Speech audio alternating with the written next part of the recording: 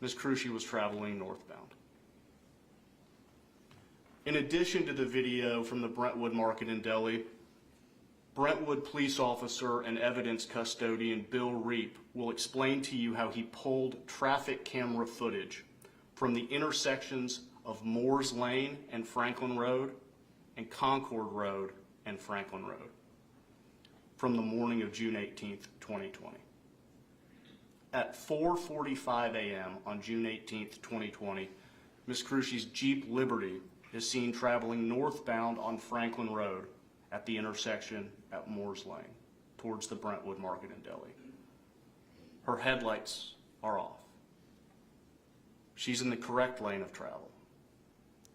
But something happens over the next 5 minutes, because at 4:50 a.m., she's seen driving northbound on Franklin Road still through the intersection at Concord Road, just south of the Brentwood Market in Delhi.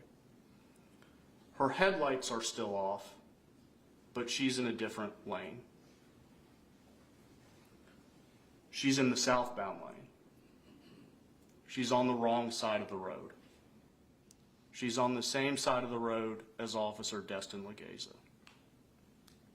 And she's a quarter mile from the Brentwood Market. You will see these videos. You will see the pictures of the crash scene. You will hear from the reconstructionists. You'll hear from the medical examiner that ruled Officer Legeza's cause of death as multiple blunt force injuries. And when you see the pictures of his car, it will be no wonder to you why that was the cause of death. How will the state prove to you that Ms. Cruchy was impaired, which is an element of vehicular homicide? Well, for one, her blood test results. Her blood alcohol content was over twice the legal limit 1 hour after the crash occurred. Also, you'll hear from witnesses who were with Ms. Cruchy on the night of June 17th, 2020, and the morning of June 18th, 2020. Witnesses who will describe to you exactly where Ms. Cruchy was that evening and that morning, specifically Americana Tap House, O.B. Joyful, and Kimbrough's, and exactly what she was doing. And what she was doing was drinking. She was having a fun night out with friends, some old, some new, but according to all accounts, a night out on the town like so many young people enjoy on any given night in any given city. And she was drinking at Americana Tap House, and she was drinking at O.B. Joyful, and she was drinking at Kimbrough's. And later she was driving north towards Officer Legeza. You'll see videos from city-installed cameras in downtown Franklin. You'll see Ms. Cruchy parking her car on the street.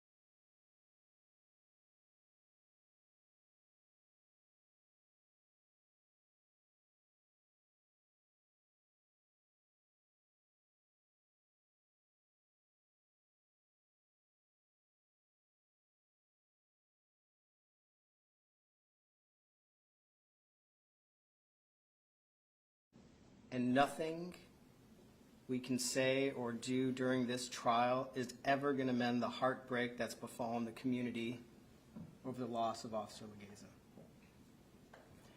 And there are some really hard facts of this case that we're going to have to confront and we're not going to hide from. The truth is, Mr. Hess is right. That night, Ms. Creasy was driving down the road. Her headlights were off. When the accident occurred, she was in the wrong lane of travel. You're going to hear that. There's nothing we can say about it.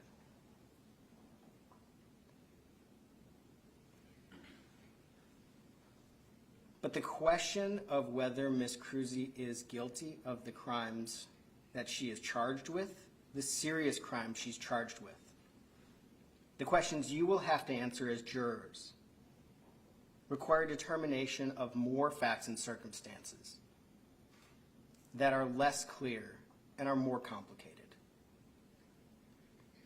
The proof at this trial, evaluated without emotion, which is going to be difficult, will show she's not guilty as charged. And most significantly, what the state has alleged in counts 1 and 2 in particular was that the cause of the accident, the words you'll see are proximate result, but it's the cause of the accident, was her intoxication. They don't just have to prove that she was intoxicated. It's not just the blood alcohol test, but that the accident was caused because she was intoxicated. And you'll actually see there's other charges on this indictment that don't involve intoxication. The last 2 charges only involve what they'll describe or what the jury instructions describe as reckless conduct. They have nothing to do with intoxication. But I think what you'll hear, what you're probably already hearing, is the dispute in this case is whether or not she was actually intoxicated and whether or not her intoxication caused the accident. And we'll submit to you the proof of intoxication in this case is not as clear as the state would have you believe. And actually, the proof that the alcohol caused the accident is even less clear than that.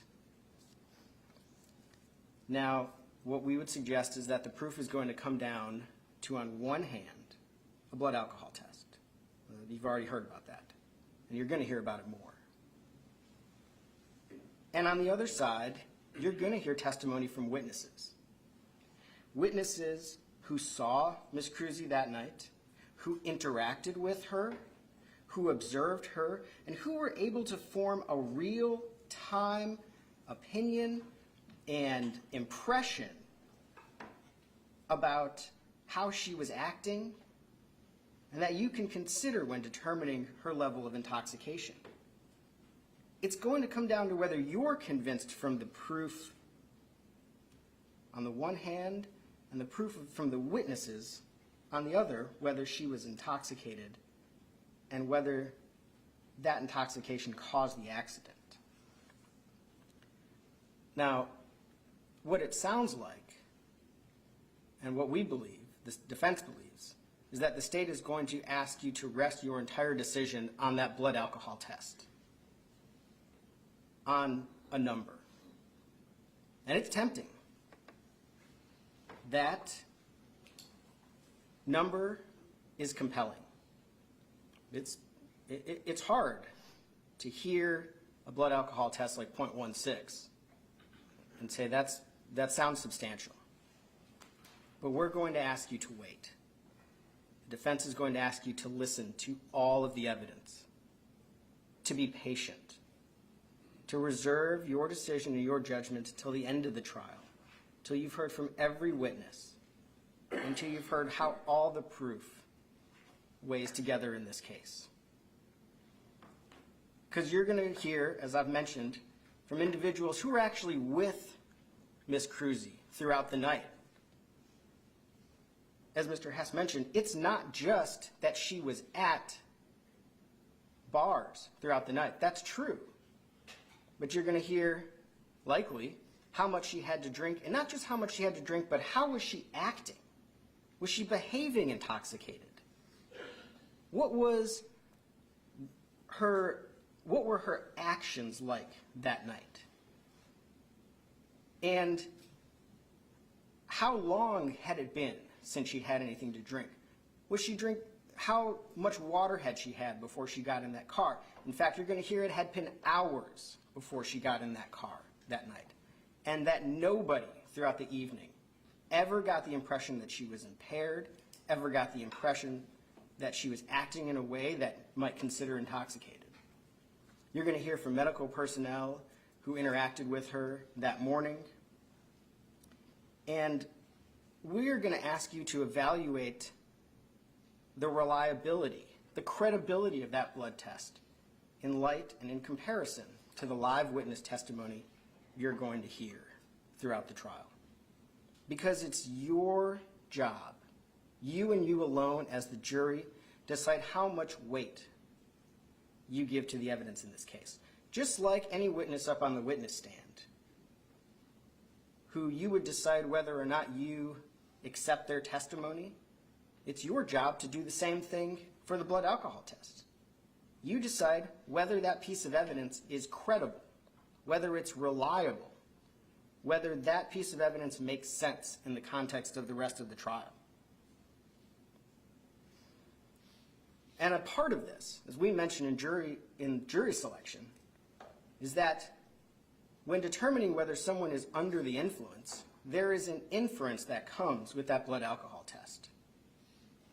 And you are, in determining if someone's under the influence, allowed to reject that inference. If it is shown, or if you find that the facts and circumstances of the case weigh against finding that the blood alcohol test shows the person is under the influence. So ultimately the question is going to be whether alcohol caused the accident, whether the videos you see of Ms. Creasy's driving, of her walking to her car, of the testimony you hear of her interacting with people and their impressions of her that night suggest that the cause of the accident, we know she was in the wrong lane, she had her headlights off, but the cause of the accident was intoxication. And it's going to be your job to evaluate the circumstances and decide if the state has proven that to you. Now, as this case turns on the tension between the witnesses and the blood alcohol test, the defense is going to ask you to carefully consider each and every piece of evidence presented. This is a hard case. It's a tragic situation. But the law requires, it even demands, that we evaluate all cases, especially the hard ones, especially the emotional ones, without emotion. The proof of intoxication will not be as clear as the state says, and the proof of causation, whether the accident was caused by intoxication, will be even less clear. And the defense admits that at the end of this case, you're not going to be able to find the state has proven beyond a reasonable doubt that this accident was caused by Ms. Creasy's intoxication. Very well. Let's call your first witness. Yes, Your Honor. Your Honor, before calling the state's first witness, the state's first exhibit will be the 911 call that was made at 4:52 a.m. on June 18, 2020 to the Brentwood Police Department 911 Dispatch Center. Any objection from the defense? No. It'll be marked. You can play it from here. I will play it now, just as quickly as my computer will allow me.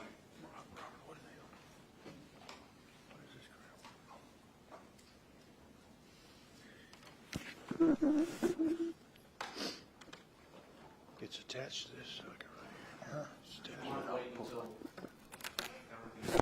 Yeah.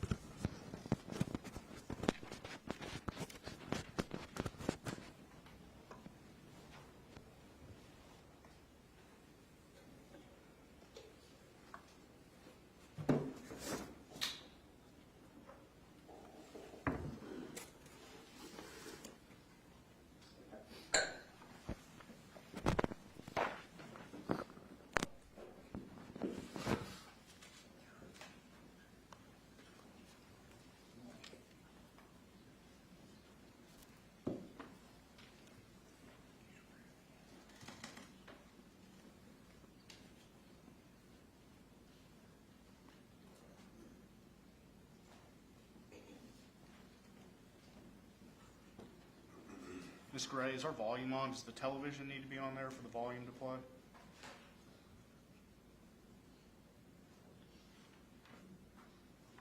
I just tested this, Your Honor, before, and it worked.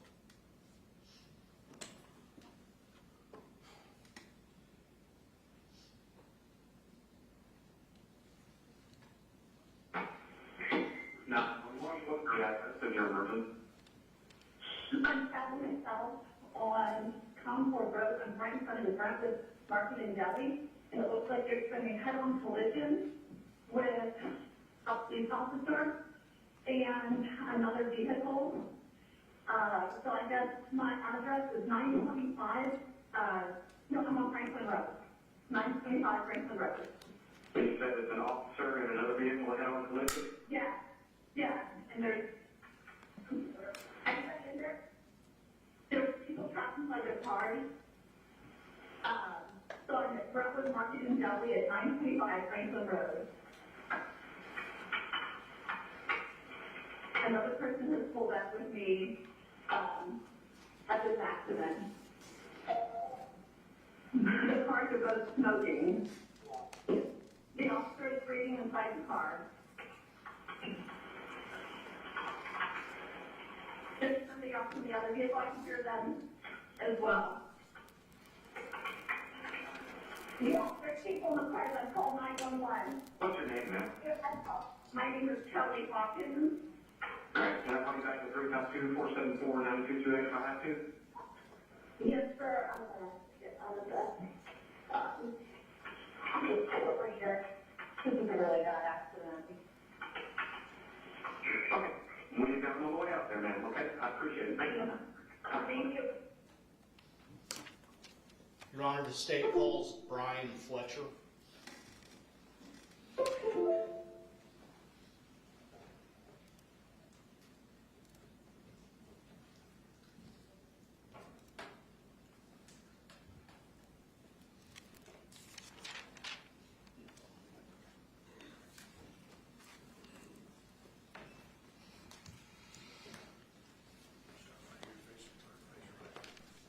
You swear affirm testimony given this matter will be the truth, the whole truth, nothing but the truth, so help you God.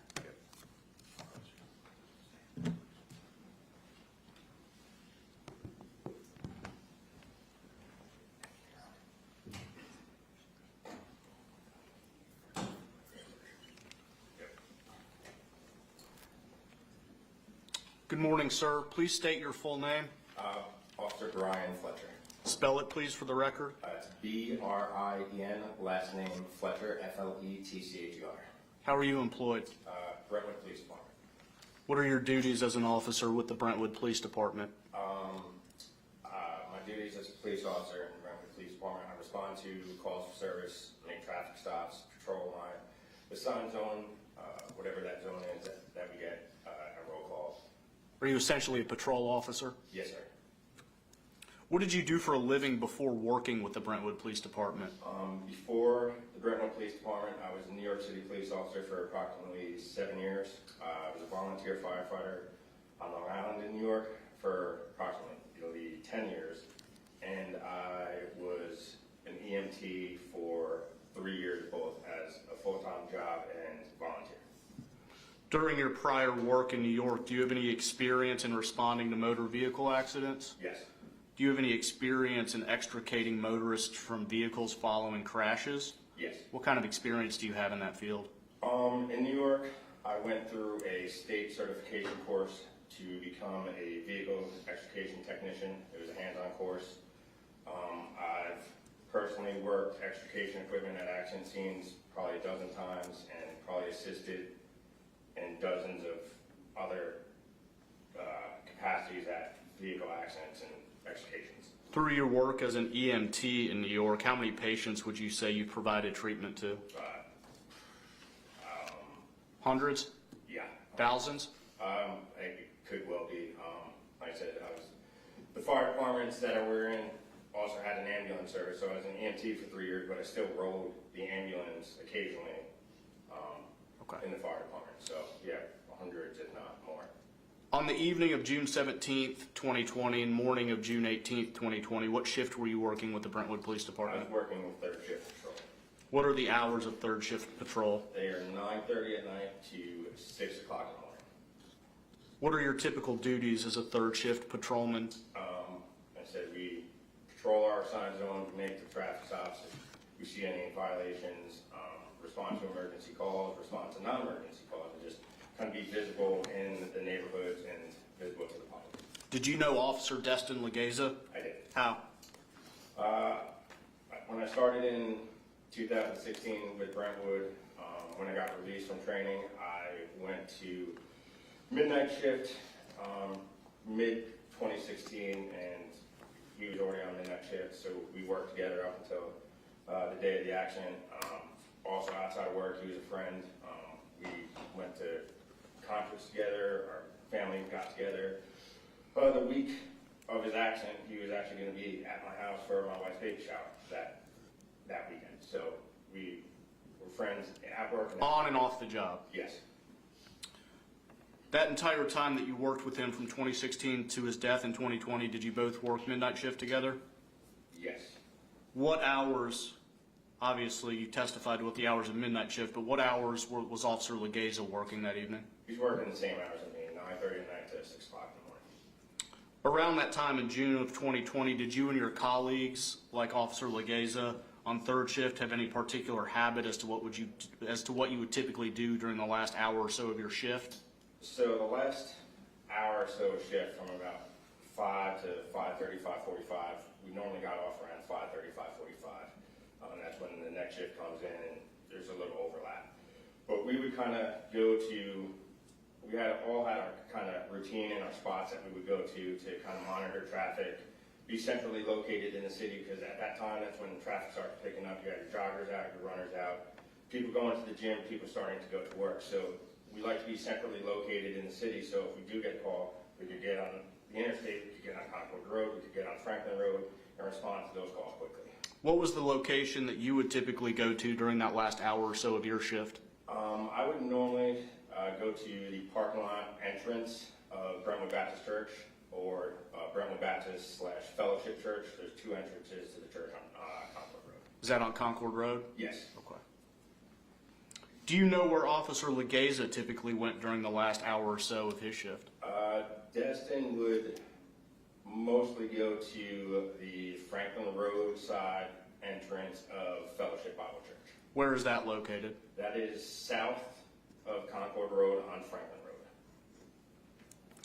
Do you recall Officer Fletcher responding to a crash at approximately 4:53 a.m. on June 18th, 2020? I did.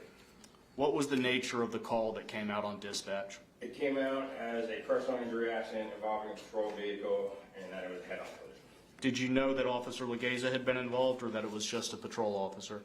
Not immediately did I know that it was Destin's car. Where were you physically located when you received the call from dispatch? I was at the entrance to Brentwood Baptist / Fellowship Church on Concord. Where we just discussed is your typical location, you would Yes, sit sir. stationary? Were you by yourself? Yes, Were you in a police cruiser? I was. Did you drive to the location of the crash? I did. Describe the route that you took. So I turned left out of the driveway of the church, and that is Concord Road. Then I turned right to northbound Franklin Road. Did you arrive at the location of the crash? Yes. Approximately how long did it take you to get from where you were parked until when you arrived at the scene of the crash?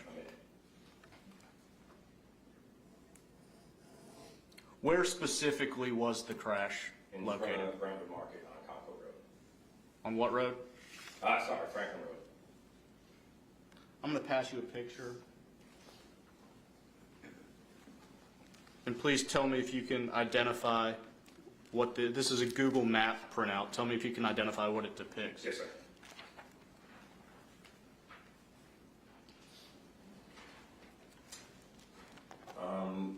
This looks like an overview shot of where Brentwood Baptist is, where the entrance to Fellowship Bible Church is, and where Brentwood Market is. Is it an accurate depiction of Concord Road, Franklin Road, the intersection of those two, where the Brentwood Market is, and where you were physically positioned when you received the call? Yes, sir. Thank you, Your Honor. We'd ask to mark that and introduce it as exhibit number 2. Any objection? And hold on to that because I'm going to pass you a pen and have you make some markings on it while I pull it up in front. Mr. Brand, I'm sorry, I couldn't. No, no objection. Very well, let it be marked.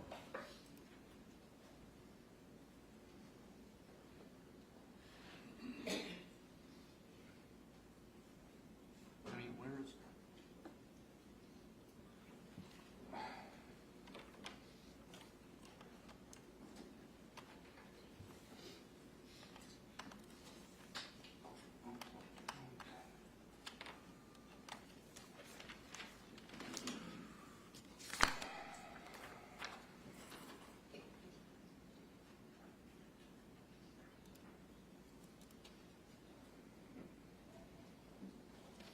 Sorry, Your Honor, I'm just getting this external hard drive.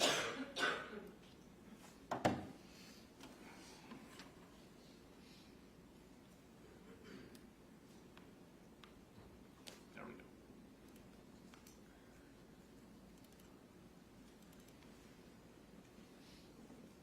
Can you dim the lights, please?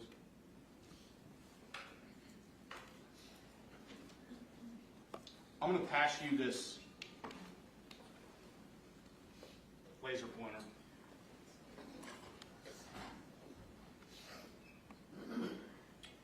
So using that laser pointer, please show us where your car was located when you received the call of the crash from dispatch. Right, approximately right here. Okay, please draw, using the pen I passed you, on the exhibit. Just circle that. Now use the laser pointer and show the jury the route that you took to the scene of the crash. I said I came out of this little drive right here, made a left onto Concord Road, made a right onto Franklin Road, and crashed. Thank you. And use a pen and draw that route on exhibit number 2.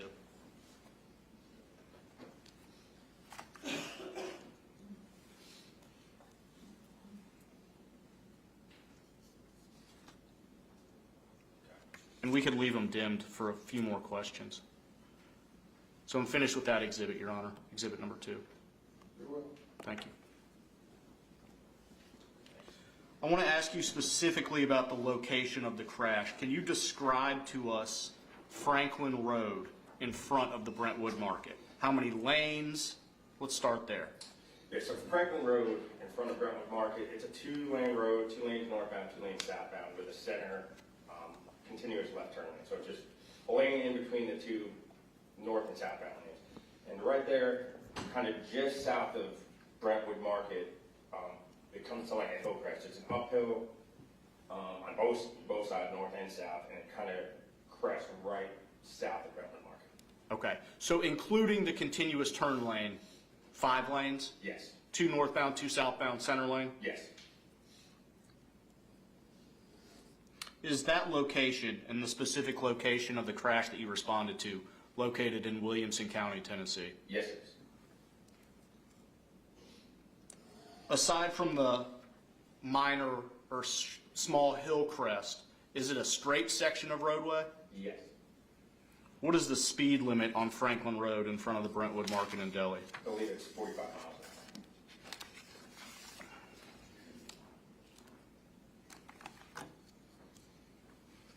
I'm going to pass you another picture.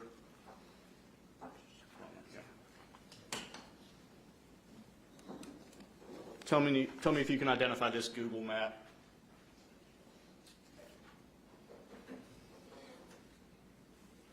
Yes. What is it? It's another overhead shot of Franklin Road where Brentwood Market is. Is it an accurate depiction of the Brentwood Market on Franklin Road and the location of the crash that you responded to on June 18th, 2020? Yes, it is. Your Honor, the state would ask to mark and introduce that as exhibit number 3. Any objection? No, Your Honor. Let it be marked. Let's look at that together. Okay. You still have the laser pointer?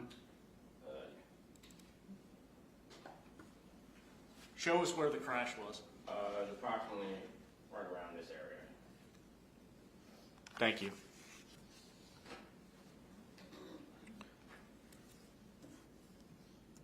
Describe to us what you saw when you arrived at the scene of the crash. So when I got to the scene, both vehicles were kind of facing north. There was debris all over the roadway. Both vehicles had, pretty extensive front end damage. They were both smoking. Destin's patrol vehicle was smoking worse than the other vehicle. Okay. How many vehicles were involved in the crash to the best of your ability to tell? 2 vehicles. Were there other people on scene? There were. Citizens? Yes, Were you the first police officer to arrive? I was. Now, I know this is zoomed way out, but do your best to show us where each car was positioned with the laser pointer. So Destin's car was kind of over here, like I said, facing northbound, and the Jeep that was, I guess, kind of over this side, also facing north. Okay. Thank you. You can raise the lights. All right, so, yes, Yes. when somebody reads this record, how are they gonna know what over here and when there means? All right. You can draw it on Exhibit 3. Okay. Draw Officer Legaza's car with a D over it, and then draw the Jeep Liberty with a K over it for Ms. Cruchy, with an arrow to where the front of the car is facing. And if you would pass that, Mr. Aiken, to Mr. Brandon, let him see what's been drawn on the exhibit.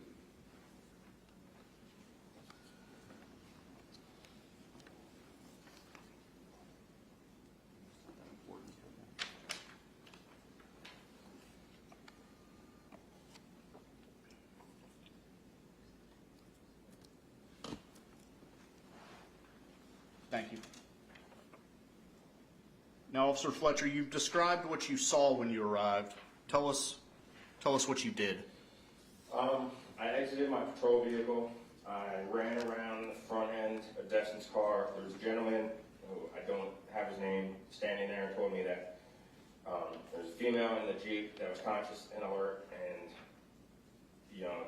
and Destin was unconscious, unresponsive. Did you know who this man was? I did not. So how did you decide who to go to first in an attempt to render aid? Because of the way the cars were, and because Destin's car was smoking a little bit more, and because of that gentleman telling me, like, hey, the person in the Jeep is conscious and alert, he's unconscious, unresponsive, I went to Destin's vehicle. Describe what you saw when you went to Destin's, Officer Legaza's vehicle. So when I got to Destin's car, the whole front end was just smashed in. I looked inside his driver's side window, and he was kind of laying over the steering wheel, looking at the passenger, or like his eyes were fixed at the passenger side of the vehicle. Tried calling his name. There was no response. He was kind of making a snoring, like kind of breathing sound. Like Did you know what that was? Did you recognize what that was through your prior work? Like I said, through my training and experience, I recognize that to be agonal breathing, which is the body's reaction to not getting enough oxygen, and it's indicative that the person is near death or going into cardiac arrest. How many other people were in the vehicle? Destin's vehicle 1. They're just him. At some point, did you go to the individual in the Jeep Liberty? I did. Describe what happened when you did that. So I was probably at Destin's car 5-10 seconds just to do a quick assessment. Ran over to the Jeep. I heard a female in there moaning, screaming in pain. I tried to kind of pry the door off, but it was compressed. It was going to need to be cut off. And I immediately radioed to dispatch, because I was still the only one at the scene at that time, I believe. Giving dispatch, hey, this is what is occurring. So they could advise fire, advise EMS, just get the proper and necessary units en route. After assessing Officer Legaza and the individual in the Jeep Liberty, who did you deem to be in greater need of medical assistance? Destin. Were you able to see Officer Legaza's body inside of his vehicle? Yes. How had the crash impacted his vehicle in relation to his body?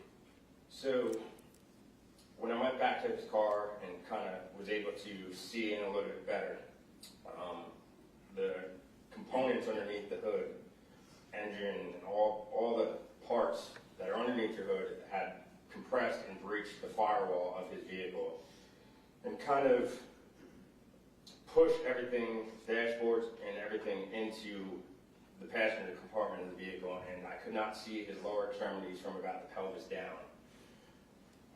Everything above his pelvis, were you able to see? Yes. Did it appear that the extent of the injuries were pelvis and down? Yeah, I could not see from the pelvis down, so there was no way of assessing what type of injuries he had to the lower extremities. What did he look like? His face, his body, his skin? He was pale. I said he was unconscious, unresponsive, and his eyes were just kind of fixed out the passenger side, and he was just making that real loud, just kind of snoring, that kind of respiration. How many respirations, how staggered were they, would you say? I honestly don't recall. Sorry. Based upon your training as a police officer, fireman, and EMT, what was kind of your thought process here about how to go about helping Officer Legeza? So, in normal situations with normal vehicles, there's ways of getting behind a patient that you suspect, if they're unconscious and unresponsive, you suspect, spinal injury, neck injury, something like that. So you want to try to hold head stabilization until, the EMTs and fire get there with the equipment, because in our patrol car, we don't have life-saving equipment. We don't have, anything that could really help in that situation. But the patrol cars, the way it is built, we have a cage that sits directly behind us, so that, if you have a prisoner in the back of our cars, they can't, in theory, get into the passenger compartment of our car. So when you're trying to extricate on a patrol vehicle, it takes a lot longer than a normal vehicle, because you have more added components in that vehicle. You have a computer mount, you have a rifle rack, you have the cage. There's just kind of things that you have to defeat more than a regular car. Were you able to render him medical aid while he was in his vehicle? No. Why not? I said that we couldn't access the driver's side door. We were able to get the passenger door open, but there was really nothing that we could do to provide any type of life-saving support at that time. Would it have required him to be extricated from his vehicle to do so? Yes. At some point after your arrival, did other Brentwood police officers working midnight shift arrive? Yes. What did the scene look like when your fellow officers arrived? What was everyone kind of doing? I mean, we were all kind of in a state of shock. Take your time. And it got the people going back and forth to each car, because at that time we had no idea what occurred. There were just parts of cars thrown across the road, and both cars had front end damage, and you just honestly had no idea what happened. At some point after you arrived, did the Brentwood Fire Department arrive? Yes. Were you there when they did so? Yes. Did they extricate or remove Officer Legeza from his vehicle? Yes. Were you there for that? Yes. How long would you say that took to occur? From the time of call, from the time I got there to the time when they got him out of the vehicle, probably approximately 20 minutes. After he was extricated from the vehicle by the fire department, was EMS there on scene? Yes, EMS was on scene with the fire department. Were you present when EMS attempted to render aid to Officer Legeza after he had been extricated from the vehicle? For a very short period. Were you able to see him? Yes. What did he look like? His body was limp. I heard the EMT say that they lost his pulse, and they started CPR as they brought him to the ambulance.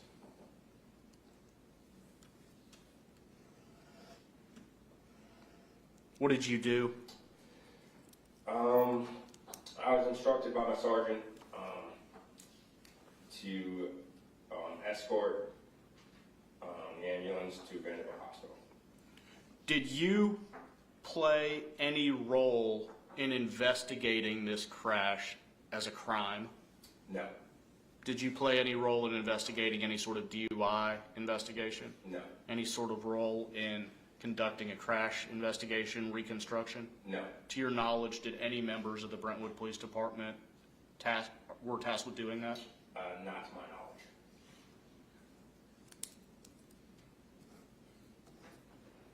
Was your patrol car fitted with a video recording system?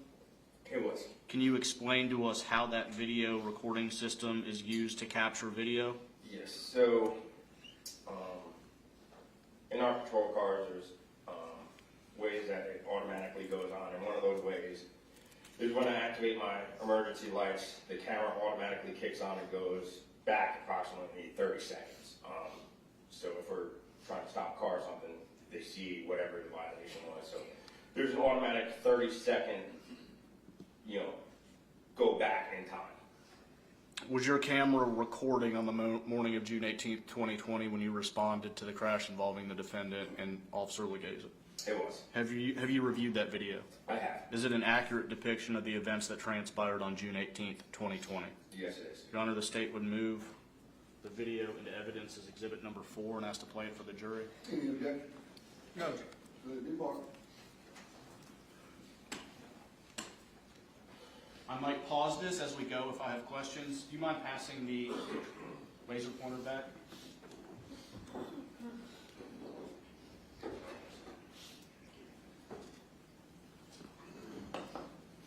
Thank you.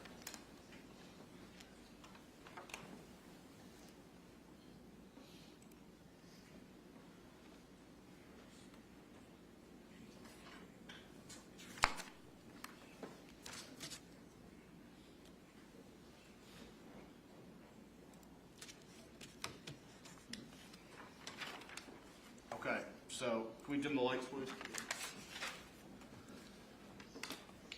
This timestamp of 6/18/2020, is that accurate? Yes. And 4:52:53, is that accurate?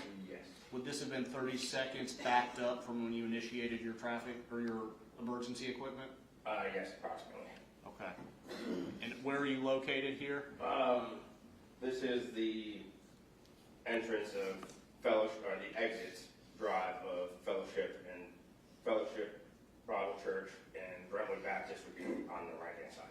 And are you about to take the same route that you described for us in Exhibit 2? Yes, I am.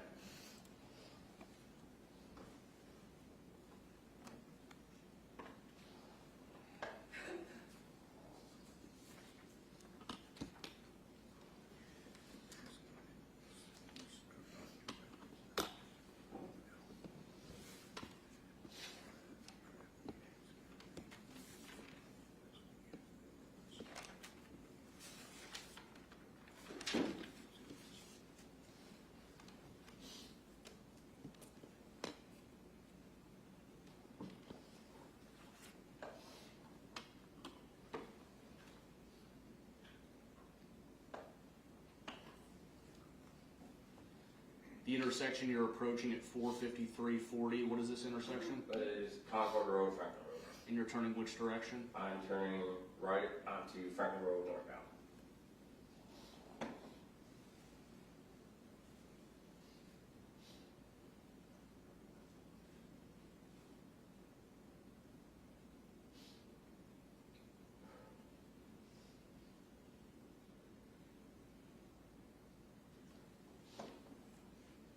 All right, let's pause it right here. Timestamp 4:54:09.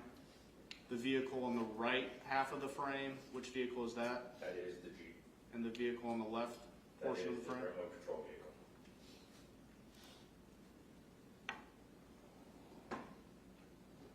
Is that you that just ran out at 4:54:15? Yes, it is.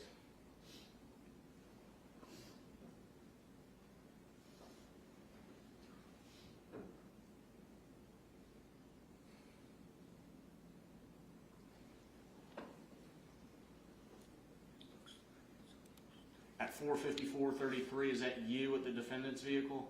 It is. Oh, sorry.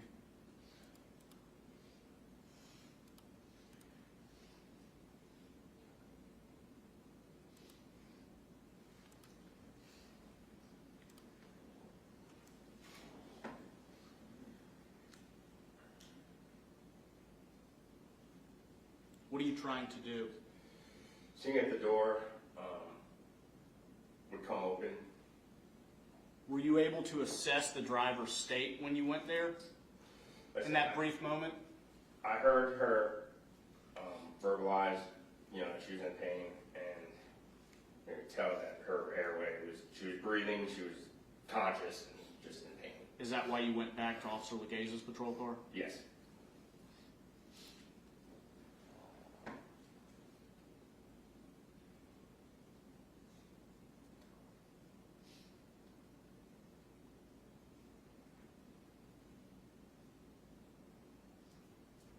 At 4:55:00, another patrolman arrives. Yes. Do you know who that is? That is Officer Rousey.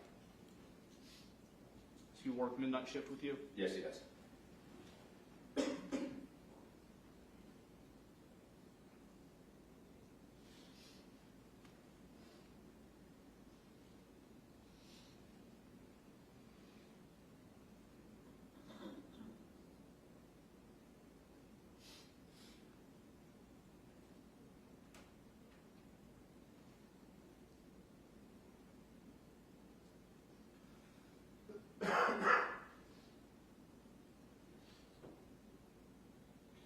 It looks like there was a conversation with this man here in the track pants. Do you know who that is or what happened there? So that was me that walked over, took her vehicle, and I asked her, you know, what hurt. She told me that her legs hurt. That man in the tracksuit told us that he was a doctor and that he would stay with her and to go be with our guy.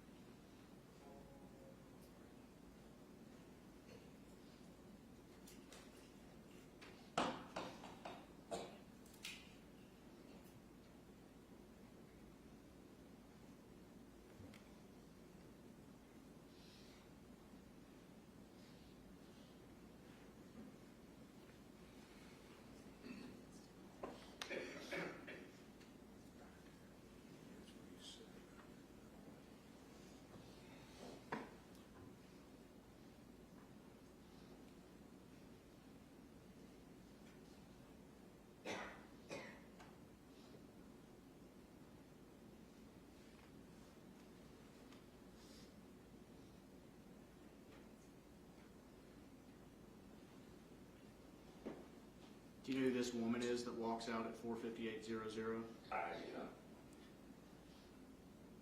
At 4:58:05, you move your patrol car. Why do you do that? Fire was, you know, arriving at the scene, so I was kind of just clearing my car out of the way so that they could get their equipment in. And we're about to see a kind of a parade of vehicles come through here. Tell us what we're looking at. I believe that is one fire truck and the next fire truck. Okay. That's their heavy rescue, I believe. We'll stop this at 4:58:38.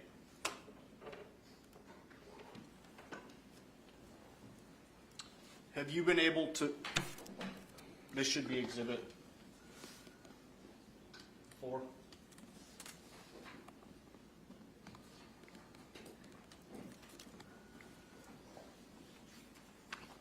Have you been able to view in-car dash cam video from any other of your fellow officers' vehicles? Yes, I was. Have you viewed Officer Brent Rousey's video? Yes. Everything that Officer Rousey's dash cam captures, were you present for? Yes. Is it an accurate depiction of the events that transpired that morning? Yes. Your Honor, I'd ask to play Officer Rousey's video at this point. Any objection, Judge?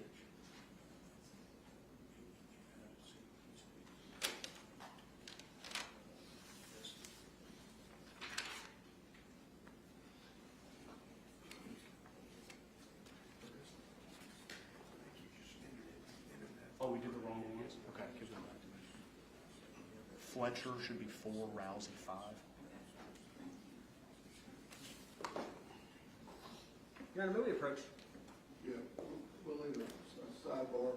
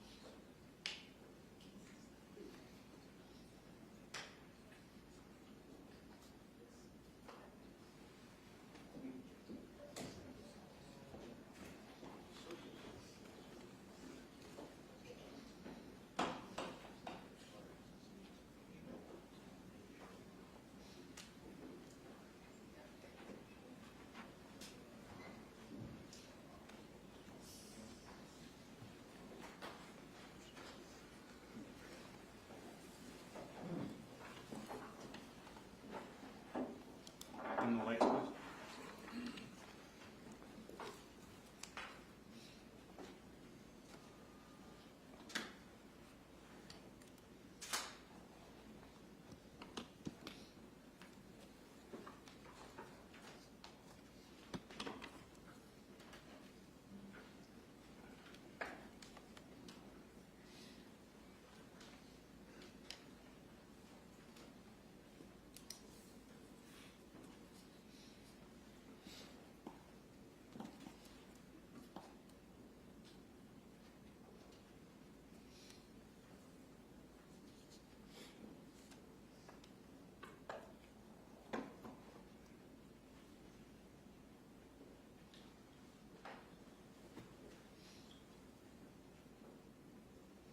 Which direction is Officer Rousey approaching from? He is approaching from the north, going southbound. So the opposite way that you came? Yes. On Franklin? Yes.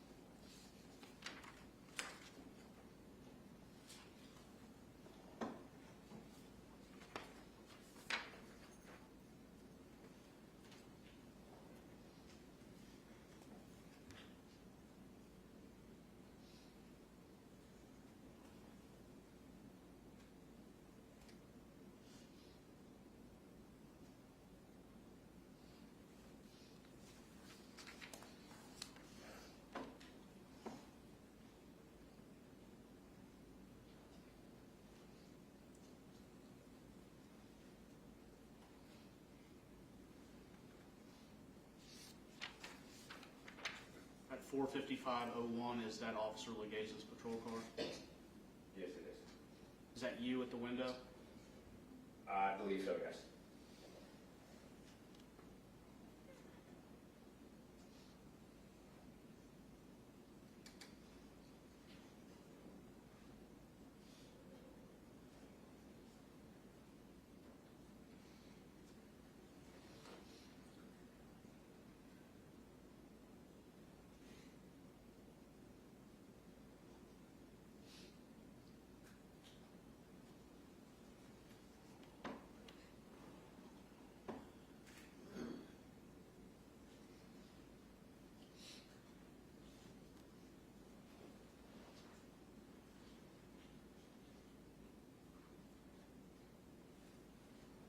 I know this might seem like an obvious question, but at this point, Officer Legeza, is he still in his car? Yes.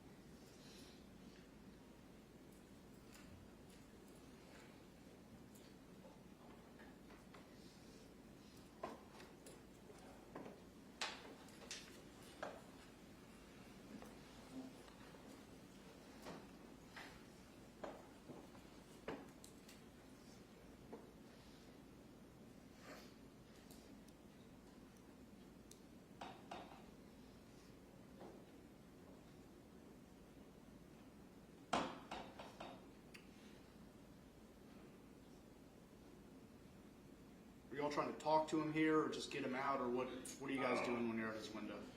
Just trying to talk to him and be with him.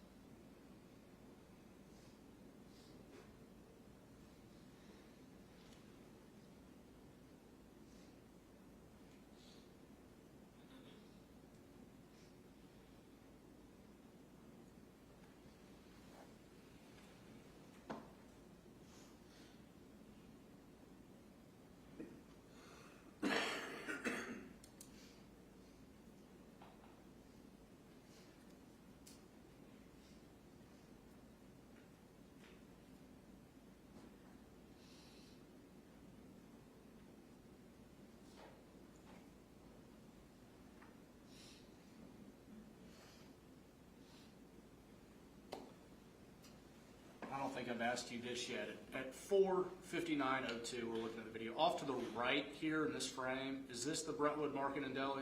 Yes, it is.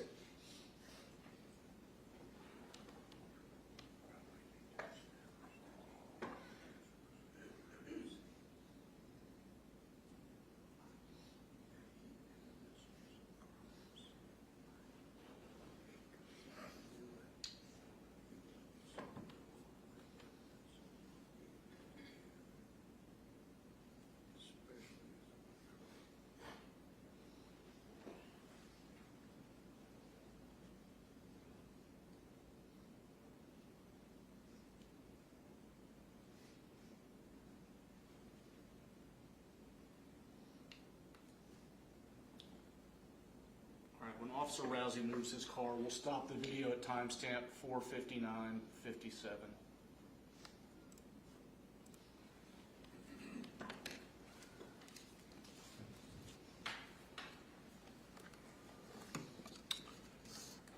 Officer Fletcher, do you know if Officer Legeza was restrained? I don't recall seeing a seatbelt on. And just to reiterate here, did you play any role in investigating this case as a crime whatsoever? I did not. I want to talk a little bit about the smells out there at the scene. Okay. Saw smoke in the video, right? Yes. Debris everywhere. Walk us through what this scene smelled like. So the smoke that you see coming off the two cars, it's actually steam. It's burning fluids. You know, you have radiator fluid, you have oil, you have anything that goes through the engine is now burning off on that hot engine block. So it's, you know, you're smelling a strong odor of, you know, burning, you know, material. And also you have, you know, the airbags that have gone off. So you're smelling like the airbag dust that's in the air, and, you know, you just... Was that true of both vehicles? Yes. Yeah, because both vehicles had that steam coming out off of it from the burning fluids.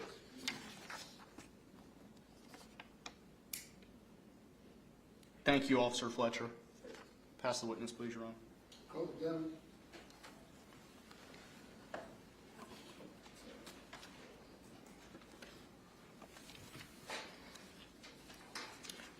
Officer Fletcher, were you aware that this was going to be treated as a crime scene? I did not. You weren't aware at any time? Not as a DUI investigation, no. Were you aware that they were preserving the scene or trying to keep things as it were? Yes, with any major crashing, that's normally what happens, yes. And I want to make sure I understood your answer. I'm not sure I heard it. You didn't see a seatbelt on Officer Legeza, or you don't remember, you don't recall? I don't recall seeing a seatbelt on him, no, I don't. Okay. Now I think we saw in the video, you walked up to Miss Creasy's car at one point, tried to open the door. Was there a window in her door panel? Do you recall? I think there was no, I don't believe there was a window. I think it was probably busted out in a crash. Okay. So when you got close to her car, you're trying to open the door, you didn't smell any odor of alcohol near her car, did you? I did not. Okay. You didn't see any beer cans or beer bottles in her car? I did not. No liquor bottles on the floor? No, sir. Okay. And she didn't make any statements to you about drinking, is that correct? No. Okay. And you have a fair bit of law enforcement experience, both here and in New York. You have any training in DUI investigations? A little, yes. Okay. Have you ever done a DUI investigation? I have. You ever done a blood draw, like gone through the blood draw process? Yes. Okay. If you can help me and the jury, or us and the jury, what's the process for getting a blood draw based on your training and experience? Objection, relevance, Your Honor. He has to train. As to this witness. Your Honor. Just a minute. All I want is no speaking objection, please. Let's step aside.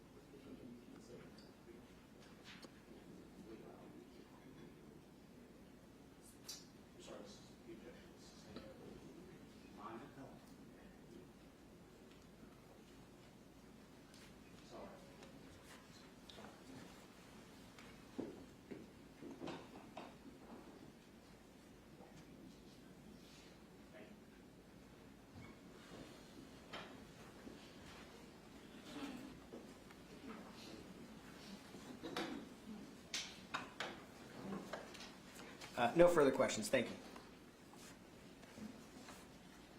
Nothing further, Your Honor. Thank you, sir. You may step down. May I be released from? You can be released from the state subpoena, yes. Mr. Brandon? Well,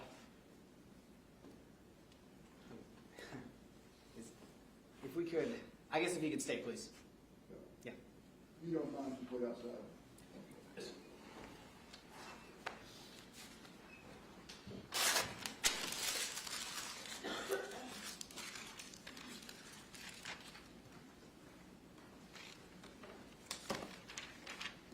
Your Honor, the state calls Stormer DeCola.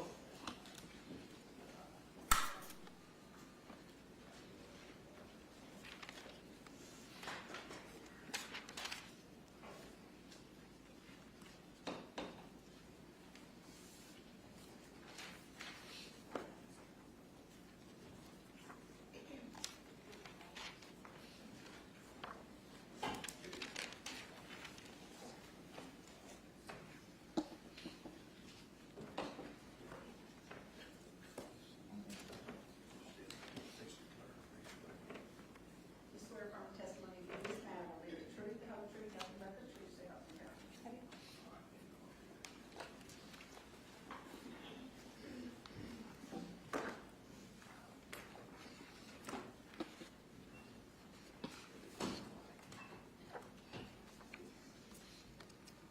Good morning, ma'am. Please state your name and spell it for the record. Stormer M. DeCola, STORMERMDICOLA.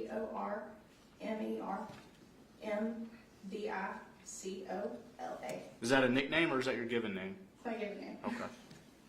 Your Honor, the state would ask to introduce, pursuant to 90211 notice, the defendant's EMS records maintained by the Williamson Medical Center.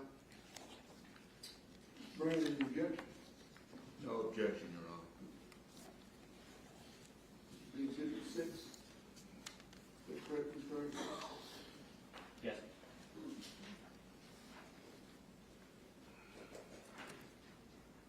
Ma'am, do you mind spelling your last name for me again slowly? DICOLA. Thank you. Yes, sir. Ma'am, how are you employed? Through Williamson Medical Center. What do you do with Williamson Medical Center? I'm a paramedic on an ambulance. How long have you been a paramedic on an ambulance with Williamson Medical Center? I've been with Williamson Medical Center since 2019. Do you have any prior EMS experience before going to Williamson Medical Center? Yes, sir. Tell me what that is. I got my EMT license in 2014. Been employed in East Tennessee with non-religious services since I've got it. I got my paramedic license in 2017 and moved to Middle Tennessee in 2018 and have been employed with EMS since. Can you tell me what your educational background is? I have an associate's degree in paramedicine, some for my bachelor's degree in healthcare as well, a certificate degree in EMS, being a paramedic, and then before that, an advanced EMT. What kind of specific training do you have in the field of emergency medical services? I have my degree and my certificate, as well as we have annual trainings we do throughout the year that is required by the state, as well as specialty trainings we do throughout. How many times have you provided emergency care to a patient as an EMT? Thousands.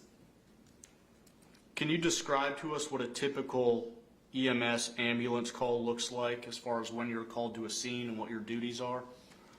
Yes, sir. We obviously when we get dispatched, we get the ambulance and go to the scene, whether it's a roadway or a home or wherever it may be. My partner and I get out, we get our gear, start evaluating the situation, the things that we may need to take care of the patient or patients, and then at patient side, evaluate the patient, the care that they need and provide it. Do you just have one partner that you ride with in your ambulance? Yes, sir. And what is that person's name? Brandon Burris. Who assumes driving duties, you or Brandon? We alternate. We're both paramedics, so we both are able to take calls as far as being in the back with the patient. If we could pass the witness exhibit 6, please.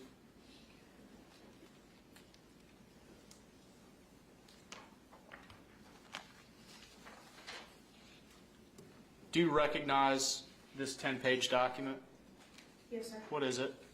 My electronic patient care report, In which case, for which patient? Ashley Proceed. Okay. If at any point during the course of my questioning you need to refer to that, you may, okay? Did you respond to the scene of a vehicle collision on June 18th, 2020 in front of the Brentwood Market on Franklin Road in Williamson County? Yes, sir.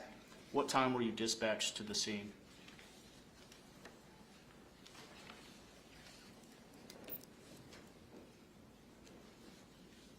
Dispatched at 4:57:46 a.m.?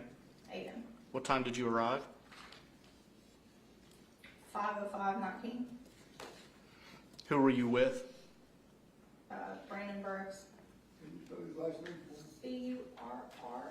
Burress. Burks. Can you describe to us what you saw when you arrived? Yes, I saw two vehicles in the roadway, police SUV and another dark-colored SUV, and fire members as well as police officers and another EMS unit on scene. Did it appear those two vehicles, the police cruiser and the SUV, had been involved in a crash? Yes, sir. How extensive was the damage in the crash? It looked pretty extensive. You've responded to many motor vehicle accidents. Yes, sir. How would you rate this one as far as the damage to the vehicles? Bad. 9 or 10 out of 10. Who did you specifically provide care for at the crash? Actually, Proceed. Where was she located? The driver vehicle of the SUV, dark-colored SUV. At what time did you first make contact with her? Is that reflected in your records? It is 5:06.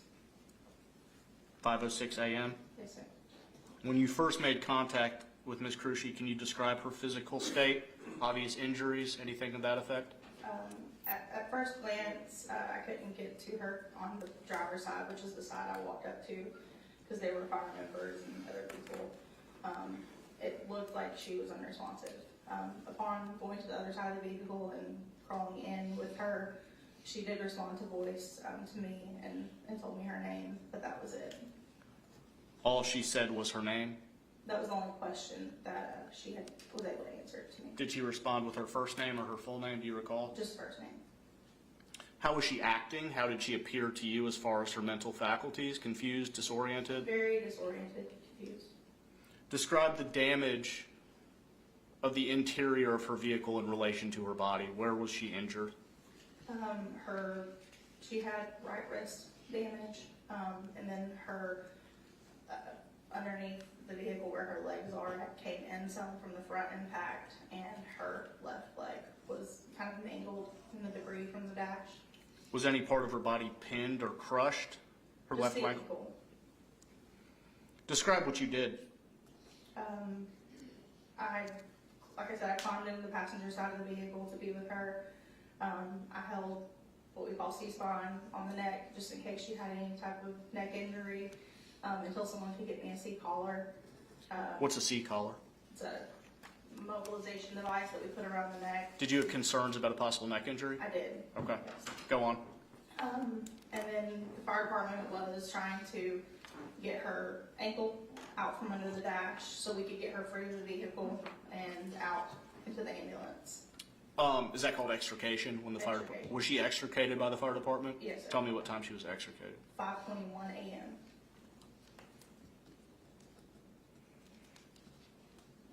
At any point during your interactions with Ms. Cruchy and caring for her, did you smell any odor of alcohol about her person? No, sir. Tell us about any smells or odors that were in the air at this crash scene. There were a lot of airbag type wreck fluids in the atmosphere that I was smelling that was very strong at that point. Basically just fluids, the smell of fluids, which I would relate to most wrecks that I go to. Were you wearing a COVID-19 face covering? Yes, sir. Did you transport Ms. Cruchy somewhere? Yes, sir. Where? To Vanderbilt University Medical Center. Why did you or anyone decide to make the call to take her to Vanderbilt University Medical Center as opposed to, say, Williamson Medical Center? Vanderbilt is the closest appropriate trauma facility the patient, in my opinion, needed to be at the trauma facility. Was that due to the extent of her apparent injuries? Yes, sir. Did you ride with her in the back of the ambulance? Yes, sir. How was she acting in the back of the ambulance? Altered, confused, she had mentioned her name, and that was it as far as the questions I was asking her. Whenever we have a patient in the back, we always try to figure out how oriented the patient is by asking questions, and the only one she was able to answer to me was her name. Did you have any interaction whatsoever with Officer Legeza in the other vehicle? No, sir. Did you administer any drugs to Ms. Crucci? Yes, sir. What did you administer? Fentanyl. I administered it in the vehicle during extrication. 50 micrograms in the nose, and then 50 more micrograms on the way to the hospital IV. Did she respond to the 50 micrograms intranasally in her nose? I don't believe so. And when I say respond, explain what that means. Typically, pain level is determined by a few things. It could be vital signs. It could be the patient saying they're in pain, describing their pain, things like that. And when I had asked if she was in pain, she had said yes. After the nasal? Yes. And you gave another 50 micrograms On the way to the IV? hospital. Did you give her any fluids? Yes, sir. Is that common in trauma cases? Yes, sir. Are you required to get authorization to administer drugs? No, sir. What about a certain amount of fentanyl? Over a certain amount, yes. If it goes over our protocol, Which is how much, do you know? 400. 400 micrograms? Did she respond to the IV dose? I believe she did.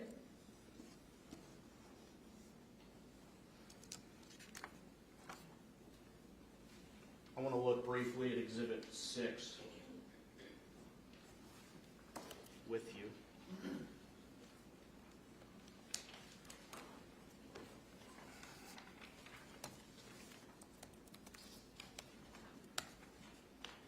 Ms. Gray, do we need to get that TV turned back on in order for this to display? No? Okay.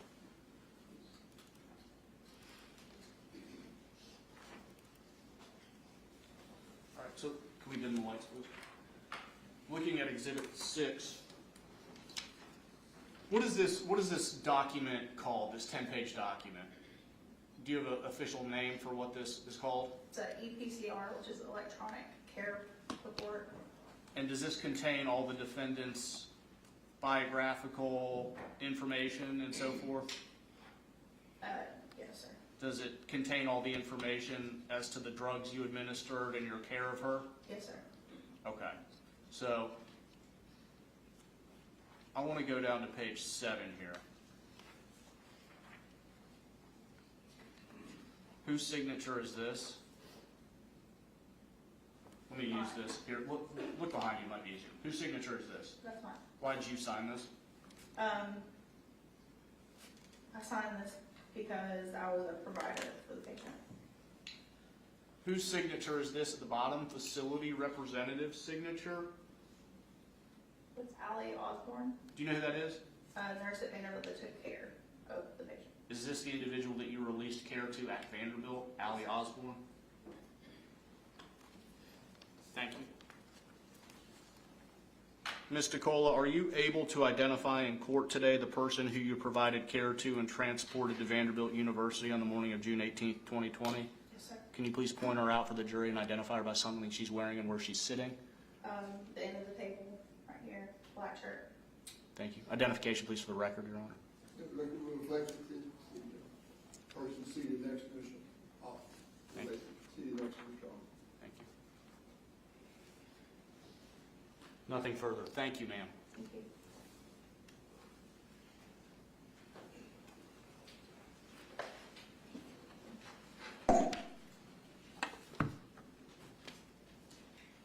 Good morning. Morning. I'm Lee Hoffman. I'm going to ask you a few questions about your testimony. You seem to be a very experienced personnel in EMS. How many years did you say you have been doing this? Started in school in 13, got my ENT license in 14, and then my paramedic in 2017. So you said that you have had hundreds or more of these events. Is that right? Yes, sir. And how many of these accidents that you showed up at were as serious as this one? I've had quite a few over the years. I'm sorry? I've had quite a few over the years.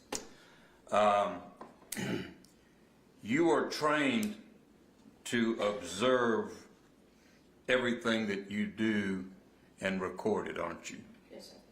You know that it's important for you to be accurate. Yes, sir. Were you in any way concerned with whether or not Ms. Cruchy had a head injury? Yes, sir, I was concerned. Is it unusual for a person to be disoriented after a wreck like this? It's not unusual. You expected that type of reaction from her, didn't you? Yes, sir. To some extent. And did she speak to you in English? She did. Did she speak any other languages? She did not speak any other languages. I'm sorry? She did not speak any other languages. So she spoke to you in English. Yes, sir. And when she spoke to you, do you recall what she said? Yes, sir. What'd she say? She had told me her name and that she did not understand she was French. But she had said it in English. So she told you that she did not understand, but that she was French. Is that right? Yes, sir. Did you ask her what she meant? I had asked her if she knew English. She had repeated, "I'm French. I don't understand." Okay. Was she wearing a seatbelt? Yes, sir.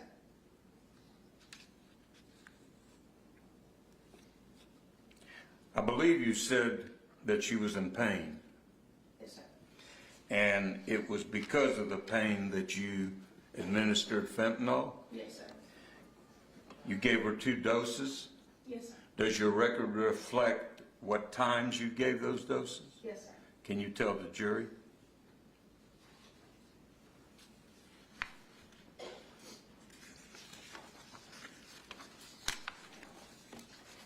The first dose of fentanyl was administered at 5:15 a.m. The second dose of fentanyl was administered at 5:30 a.m. So you gave her 2 doses of fentanyl 15 minutes apart. Yes, sir. And how long had you been with her at the time? I was at the patient's side at 5:06, Okay, and by the time I gave the second dose of fentanyl, it was 5:30. okay. 24 minutes. Where was she when you gave her the first dose? In the vehicle, being extricated. Where was she when you gave the second dose? In the back of my ambulance. Okay.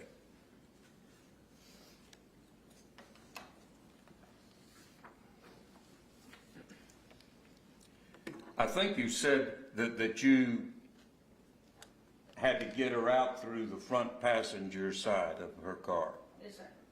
So does that mean you had to go inside the car? Yes, sir. I was inside the vehicle. And when you went inside the car, you actually touched her in having to pull her out of that vehicle, right? Yes, sir. And you had to be careful about how you did that because you knew that there was something that might be tampered with on her lower extremities that were affected by this wreck, right? Yes, sir. So you had to be careful. And how long did it take you from the time you actually went into the car until the time you got her out of the car? I went into the car a couple seconds after I was at patient's side, which is 5:06. Extrication was at 5:21. Okay, so can I assume that during that time, what, is that about 20 minutes or so? About 15. 15. That you spent inside the car trying to get her outside the car. Yes, sir. During that time, you said you did not smell any alcohol, is that correct? No, sir. That's not correct? Oh, sorry. I did not smell any alcohol. Okay, Yes, sir. okay. That's correct. And during that time, during that time, you didn't see any evidence of drinking, did you? No, sir. You didn't see any beer? No, sir. You didn't see any wine? No, sir. You didn't see any bottles of alcohol in there? No, sir. You didn't get a smell of alcohol in there, did you? No, sir. And are you saying by what you said earlier that there was a smell of chemicals or whatever, that it was impossible for you to smell alcohol if it was in there? You're not saying that, are you? I don't know that it would be. Okay. It's not. Okay. I understand. You just know you didn't smell it. Yes, sir. Okay.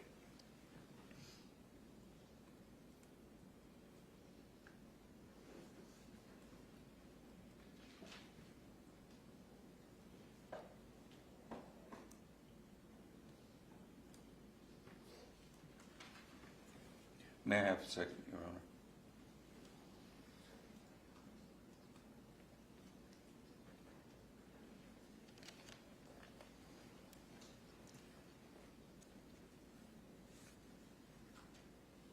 Now, once you got her into the ambulance, you rode with her to Vanderbilt from the scene, right? Yes, sir. And Mr. Burris, your associate, was the driver of the ambulance. Yes, sir. How long did that trip take?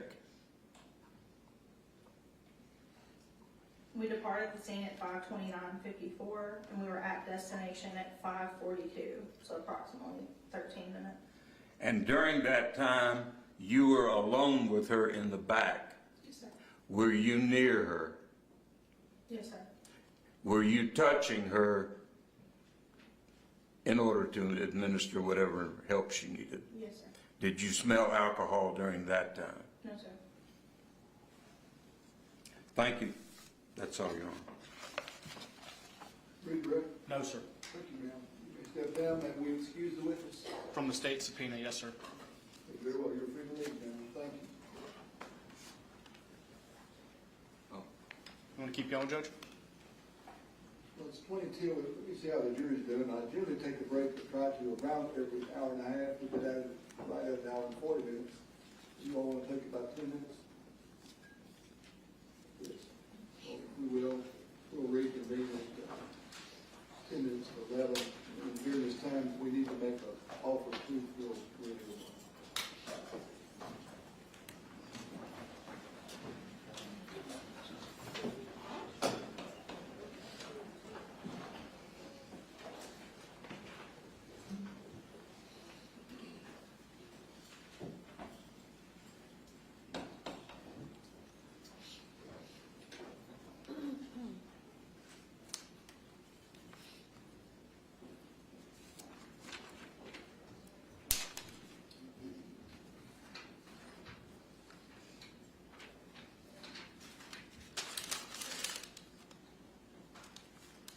close the door, please. Ms. Caldwell, if you would bring in Officer Fletcher. Everyone else, please be seated.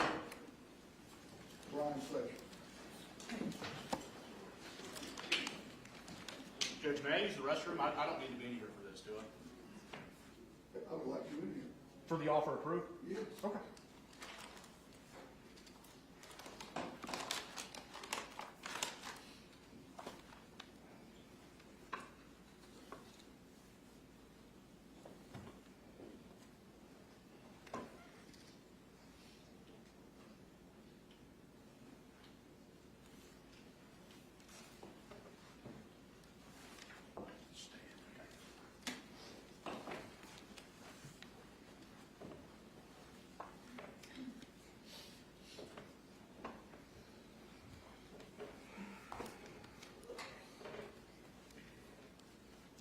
Thank you. Officer Fletcher, I believe you testified you have some training and experience in DUI investigations. Yes. And you also testified that you have conducted DUI investigations before. Yes, but not to this magnitude. Okay, certainly. And you have been involved in blood draw cases and DUI investigations before? Yes. Based on your training and experience, what is your understanding of the procedure for obtaining a blood draw in a DUI case? So for Brentwood's guide and general orders, and we have, either consent, we ask, if it's a traffic stop and we suspect a DUI, we ask, for consent to the blood draw. There's a state form that we go off of. If they refuse, then we obtain a search warrant. Okay, and so if you obtain a search warrant, how do you execute that? So I have never investigated a DUI on an accident.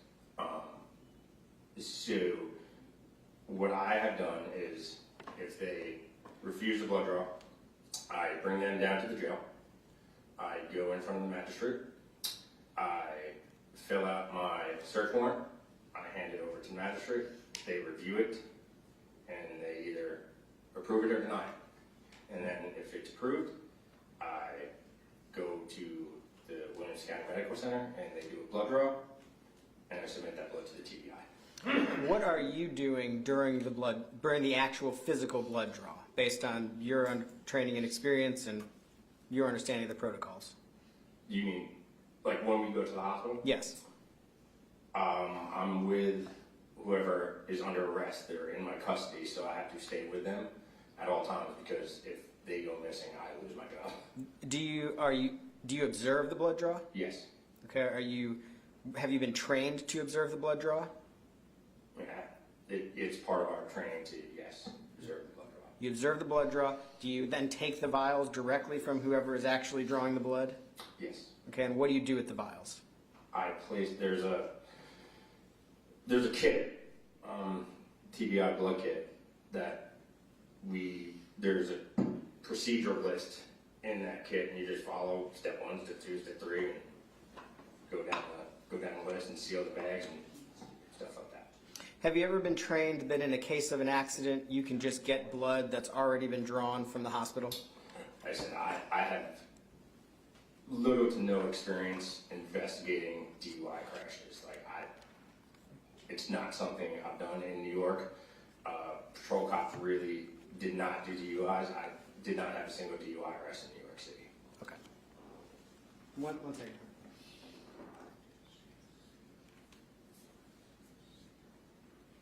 Do you know why the kits are sealed? To prevent any, foul play or contamination, I guess. And do you know why it is that you are personally observing the blood draw? Well, like I said, it's our prisoner. We have to be with them at all times and just confirm, like, hey, this is their blood. Okay. Thank you. No further questions. Does anybody have any questions? No, sir. Very well. Court affirms the decision it made earlier. In this case, was there any basis whatsoever for you to pursue a blood draw? Me personally? Yeah. No, sir. Like I said, a crash of that magnitude, a patrol officer like me is not going to investigate that. That's either going to be, patrol car involved or not. It's going to be our directed enforcement team, which are trained accident recreation. They have that training. They have that experience. They have the knowledge that, I don't have. One question. Did it even occur to you to seek to approach the defendant in this case for a blood draw? No. Thank you. You may step down and you're excused. All right. Thank you. We'll take a break.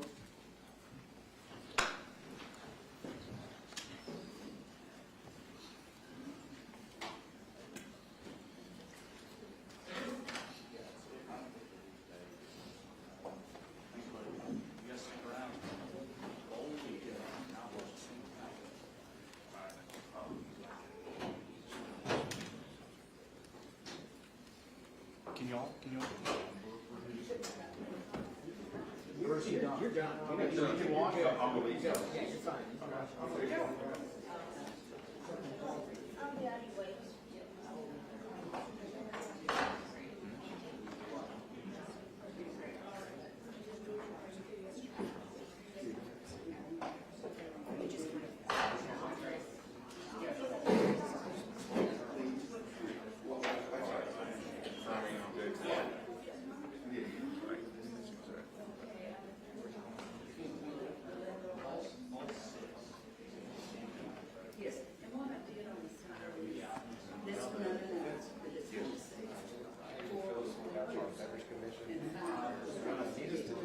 No, here's, you got a number?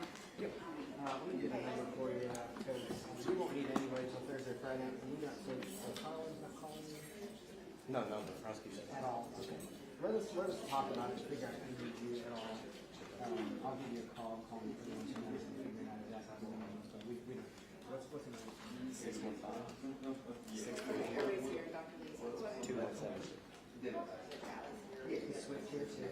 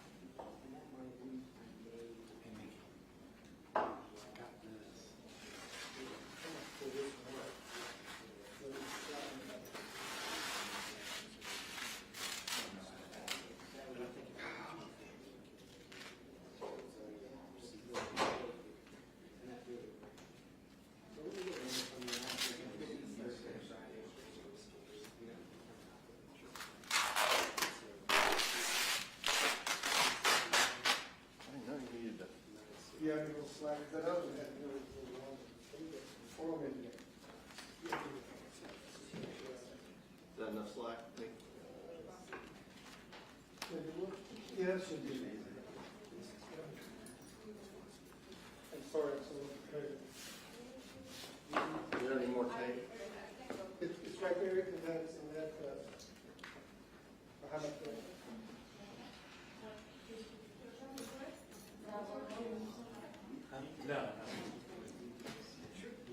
Where is it, Nick? Where's the tape?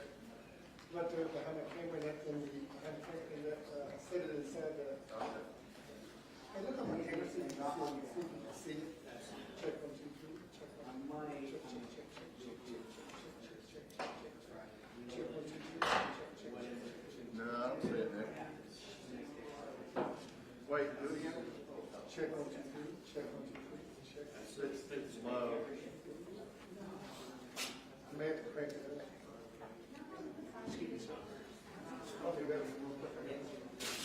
Records from the Williamson Medical Center filed pursuant to a 90211 notice. Brandon, any objection? No, objection. Move it, Mark. What exhibit is that, John? Number 7.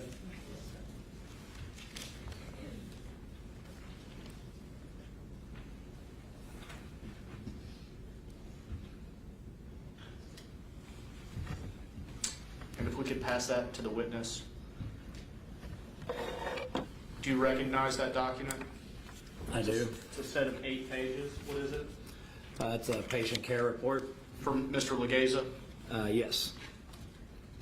Can you describe to us what a typical EMS call looks like for you when you respond to a scene, such as a crash? Well, of course, we get the call we get dispatched to the call initially. We acquire information on the way to that call, whatever information 911 has gathered from the person who happens to be calling. When we arrive on scene for an incident such as, for example, a traffic accident, as we approach the scene, we assess what we can as far as type of damage, road blockages, personnel that may be needed to accommodate the situation, and convey that to the dispatchers to send additional resources as needed and things like that. Do you have a partner? I do. What's your partner's name? Desiree Boyle. Spell that. Desiraeboyle. Who assumes driving duties, you or Miss Boyle? Typically she does. Is there a reason? She is an advanced EMT, which is a lower kind of class of licensure. We have different skill sets. Than you, lower than you? Yes, yeah. Where we have airway interventions and ability to use narcotics where the EMTs don't. In caring for Officer Legeza, did you do so upon response to the scene of a motor vehicle crash on June 18th, 2020 in front of the Brentwood Market in Delhi in Williamson County? I did. What time were you dispatched? Feel free to use those records if you need to. I believe it Exhibit 7. was just before 5:40, or I'm sorry, 4:54 we were dispatched, and we arrived on scene at 5:03 we were on scene. Were you with Miss Boyle? I was. Were you the first ambulance to arrive? Yes. Describe what you saw when you arrived. As we were heading south on Franklin Road from our station, we encountered numerous police cruisers and fire apparatus. Because Brentwood dispatch is different from the rest of the county. They always dispatch their fire apparatus first, since they assist us regularly on medical calls. How many vehicles, based upon your observation, were involved in the crash? 2. Can you describe the styles of the vehicles? One was a police cruiser, I believe an Explorer, SUV type, and the other vehicle was an SUV as well. Describe the damage to the vehicle. Extensive damage. You've responded to a lot of motor vehicle crashes in your life? Yes. How bad was this? 1 to 10? This was a 10. 9 to 10. Who did you provide care for at the crash scene? Officer Legeza. How was it determined that you would provide care for him and not the other individual? He was unconscious and entrapped, deeming him less stable. The occupant of the other vehicle was alert and was speaking. So by default, the more critical appearing patient, based on a rapid assessment, would be the one to receive the first medical care. Did you physically go to the female occupant's vehicle to assess that? I did not. There were other paramedics with Brentwood Fire on the scene, and officers that I was relaying that information to you? Yes, that she had been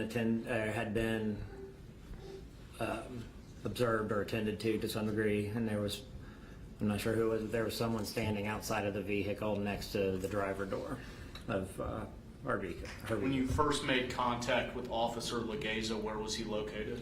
In the driver's seat of his police cruiser, and he was pinned under the dash, his legs were. Describe his physical state the best you could, his injuries. The only injury I could see initially was a large laceration on the left side of his head. His skin was pale. There were no audible words, occasional moans, some agonal respiration. Tell us what agonal respirations are. Agonal respirations are what we refer to, or what we call a patient's breathing when it's not effective enough to sustain life. And it's typically kind of the body's effort to try to get breath to maintain life. Do your documents and records reflect the rate at which Officer Legeza was agonally breathing? They do. How many breaths per minute? Roughly 4. Describe how the interior of his vehicle was in relation to his body. The interior was pretty much completely displaced. The dash and the engine compartment had been pushed back onto him over his legs, rendering him incapable of being removed from the car without extrication. And the cage behind the seat was pushed up on him. Basically, the car was just smashed. Were you able to render him any effective medical care in that state while he was still inside his vehicle? I was not. Was he able to speak? I never heard him say any words. Did he have to be extricated from his vehicle? Yes, he did. Do your records indicate what time he was extricated? I believe so. Let me see. He was extricated. Let me see. It's in here It's somewhere. on there. Take your time.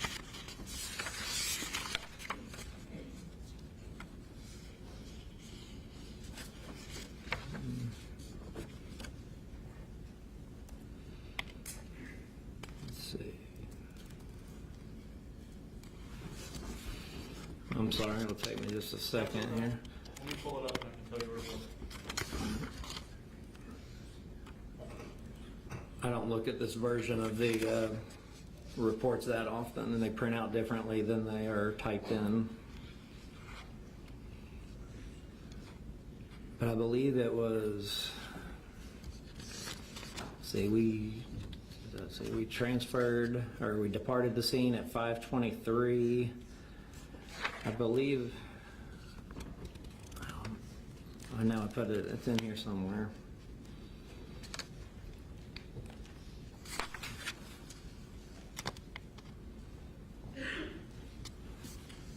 Look at page 3. Look behind you. Look at page 3. Oh, okay, yep, there we go. 5:16 was the time of extrication complete. After he was extricated, what did you do? After he was extricated from the vehicle, he was secured to our stretcher on a long spine board. He was moved to our unit. We immediately established venous access. What does that mean? We inserted a needle catheter and needle to be able to apply any medications So or IV fluids. IV, yeah. Were you able to locate a pulse from Officer Legeza? I was not. The entire time he was in your care, were you ever able to locate a pulse from I Officer was not. Legeza? No. Did Officer Legeza die? He did. Did you pronounce him dead? I did not. Why not? Once we began transport in the ambulance, it's then left up to the receiving hospital MD to declare death. Were you there when that occurred? I was. At the hospital? I was. Did you transport Officer Legeza to Vanderbilt University Medical Center where he was pronounced dead? Yes. Let's look. Can we dim the lights, please? Looking at page 3 of these records, explain to us what resuscitation discontinued means. Resuscitation discontinued means that the MD at Vanderbilt called that as a time of death. And the end of event, what does that mean? Same thing. Same. Thank you. Turn the lights back on. Your Honor, the state would ask to introduce as exhibit number 8, Officer Legaze's medical records from Vanderbilt University Medical Center. Any objection? No. None be marked.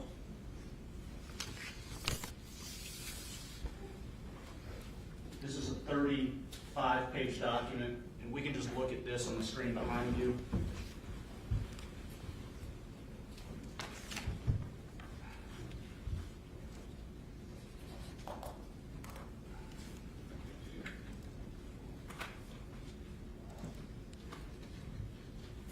Can you dim the lights, please?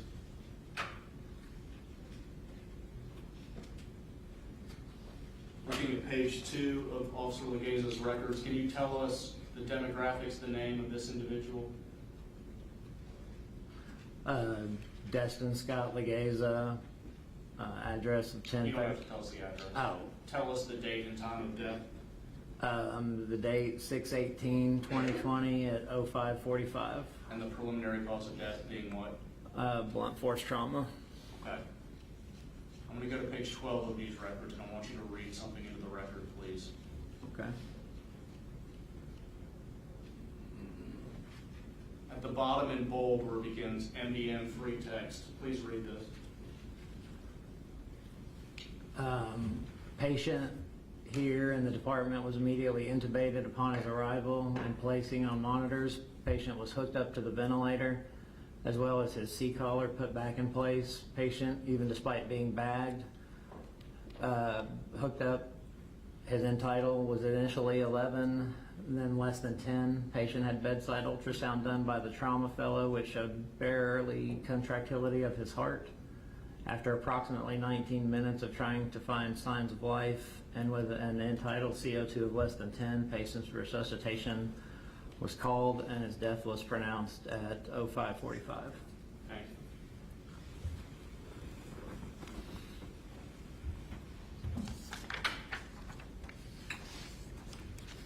you.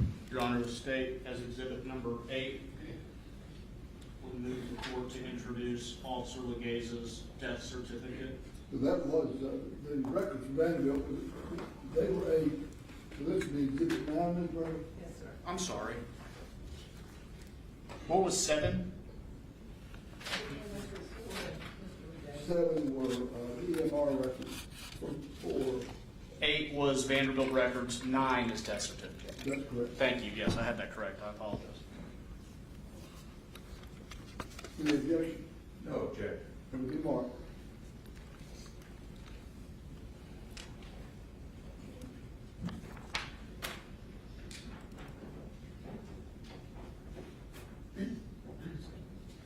Let's briefly look at this together once the lights are dim.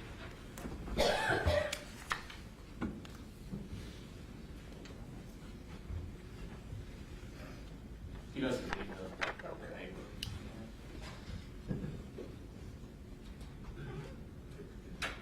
Who's the decedent in this death certificate? Destin Scott Legaze, Time of death, 5:45 a.m., date of death, 6/18/2020. cause of death. Multiple blunt force injuries.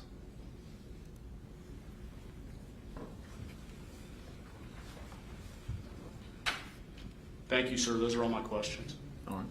Cross-examine.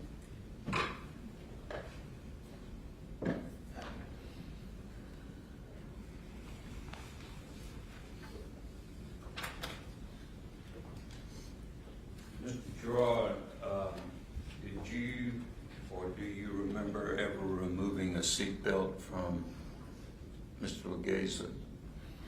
I did not. Did you see him wearing a seatbelt? I don't recall. Thank you. Nothing further. Thank you, sir. May we release the witness? Yes. Stop. Thank you, sir. You're free to leave.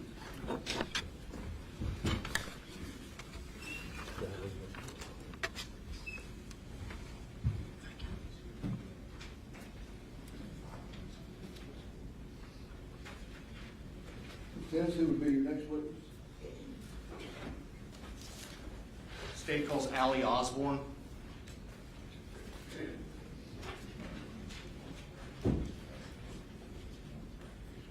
They're in the office.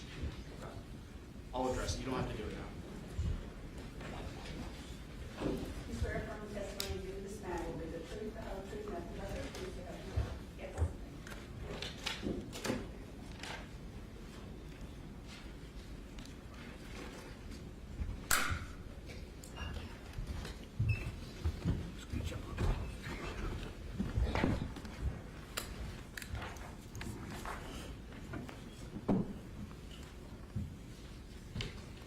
Your Honor, as exhibit number 10, state would move the court to introduce Ms. Cruchy's medical records from Vanderbilt University Medical Center.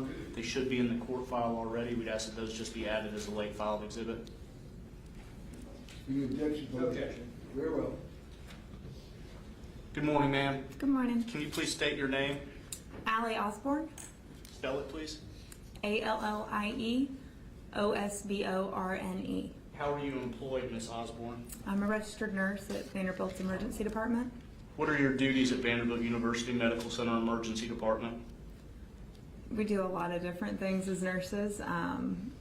We do patient assessments and charting, blood draws, bedside testing on some things, assist doctors with procedures and diagnostics that are done at bedside, transport patients, a little bit of everything. Can you estimate how many patients you've treated as a nurse at Vanderbilt? Thousands. Are you familiar with a patient named Ashley Cruchy, the defendant in this case? After reviewing medical records as directed by my attorney, I did recall the case. I would not have recalled her name prior to that time. Have you reviewed her medical records in preparation for your testimony at various points in this case? I have. Did you treat her on June 18th, 2020? I did. And is that based upon your review of her medical records? Yes. Did those medical records that are now in evidence as Exhibit 9 confirm the fact that you did in fact treat her on June 18th, 2020? Yes. That's exhibit 10, I'm sorry, Your Honor. That's all right, don't worry about it. Ms. Gray, Yes, sir. do we have questions? I'm having the girls in the office bring them up. We just need to confirm that we have it. Yes. We should, yes, sir. Approximately what time did Ms. Cruchy arrive to Vanderbilt University Medical Center on June 18th? In the early morning, sometime in the late 5 o'clock hour, I think. Was she a trauma patient upon arrival to Vanderbilt University Medical Center? She was. Can you explain to us what trauma patient means? Means that the mechanism that has brought them into the hospital was a trauma of some type. It could be a fall, could be a car wreck, could be gunshot or stabbing. Anything that would be ruled as traumatic makes them a trauma patient. What is your typical course of action in treating a trauma patient upon his or her arrival to the emergency department? So typically a trauma patient does arrive via EMS. An ambulance? Yes, in an ambulance, emergency medical services. So typically they arrive via EMS. They get transferred from the EMS stretcher over to our emergency room stretcher. As the primary nurse, my duties initially would be taking down the report from EMS, making sure I have the details of the incident that brought them in accurately charted, patient assessment, documenting injuries that are obvious, visibly obvious prior to diagnostics, and any other relevant information based on observations or assessments or EMS or patient's report of the incident. Did you perform all of those tasks upon Ms. Cruchy's arrival to the emergency department on June 18th, 2020? I did. Is all of the information that you entered into her electronic record present in her medical records that you've reviewed? Yes. As a practicing emergency department nurse, do you have a habit as to drawing blood from a trauma patient when they arrive to the emergency department? Yes. So typically with trauma patients, you're not going to be the only licensed person in the room. By licensed, I mean paramedics that are staffed in our department, or other nurses in addition to doctors.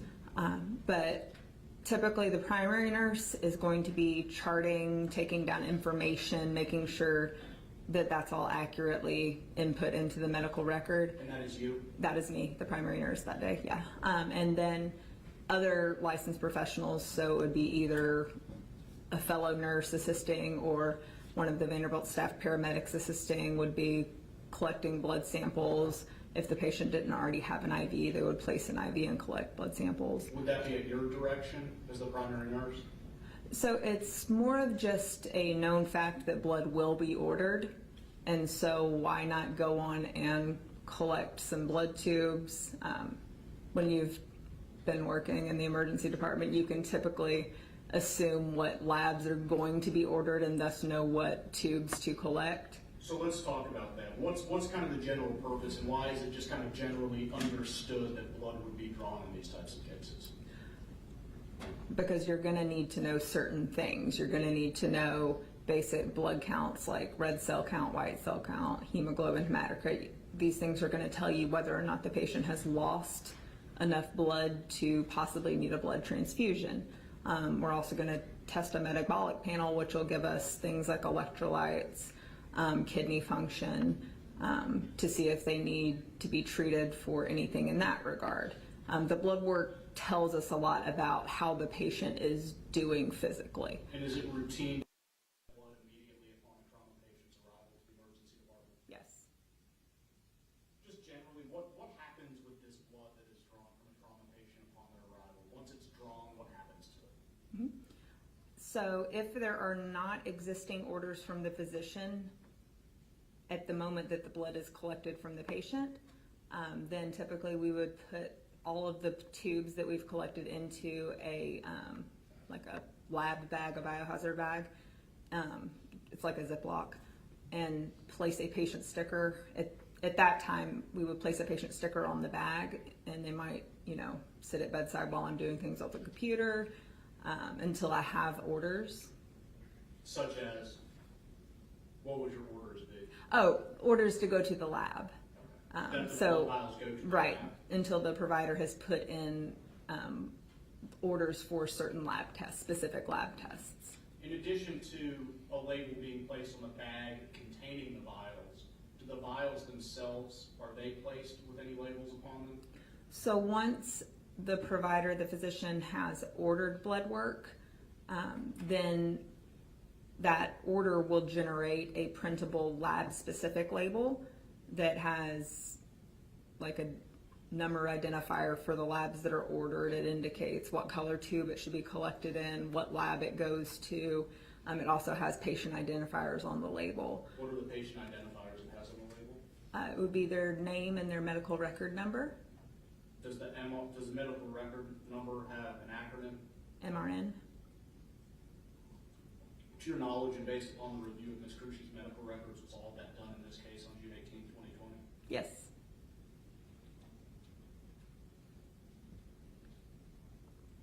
Did these vials of blood drawn from her body go to various labs in Vanderbilt University Medical Center?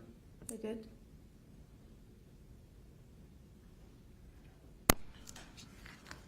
I'm going to direct your attention now to page 95 of the medical records. If it's easier to look behind you, you can. Otherwise, you can look at the small. Easier over on that side? Yeah. Okay. So, are you familiar with just kind of, obviously this is a very extensive medical record documentation. We're talking over 500 pages. But specifically page 95 here, just basically what does this page reflect?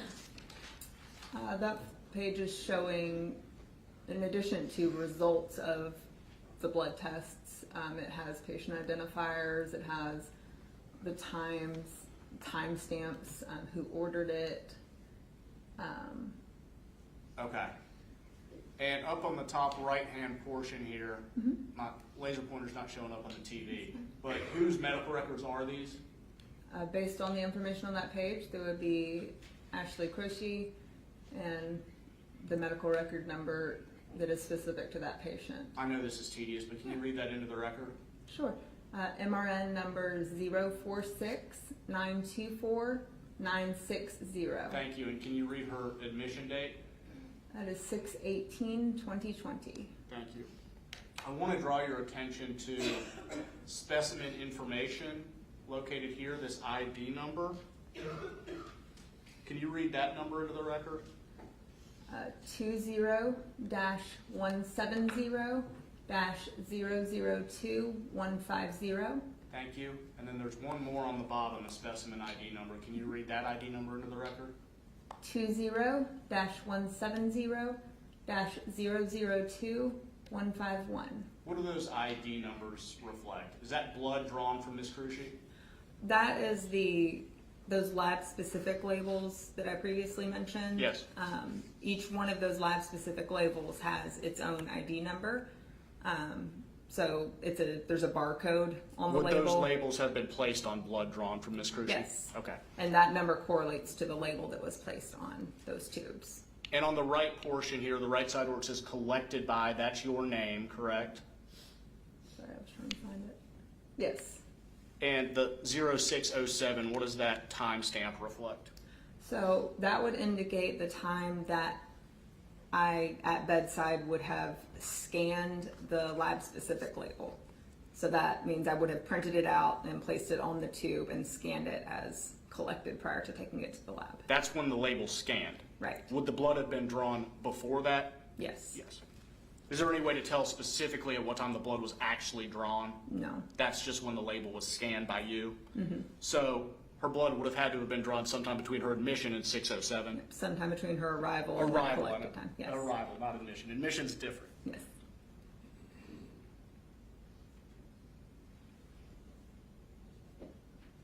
Based upon your practice habits and review of the medical records in this case, are you confident that the blood drawn from the defendant's body, specifically the labels placed on those two specimen ID numbers, is the same blood that was sent to the Vanderbilt labs in this case?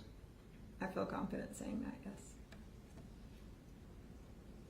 And is Vanderbilt University Medical Center Emergency Department a locked unit? Yes. Who has access?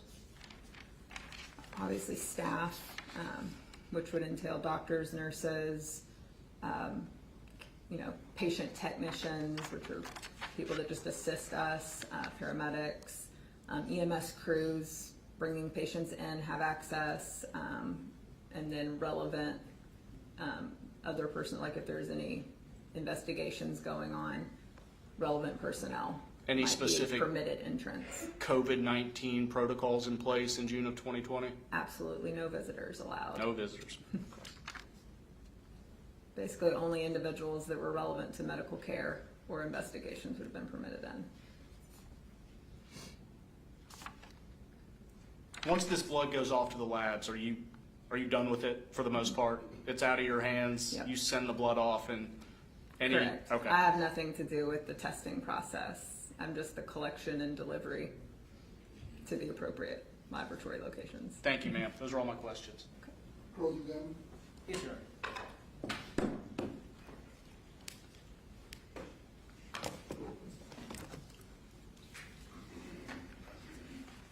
Good morning, Ms. Osborne. Good morning. If I understand this correctly, you don't have any independent recollection of this event. Is that correct? Upon reviewing the records, I did recall the event. Okay. So you didn't actually draw Ms. Cruzi's blood. Is that correct?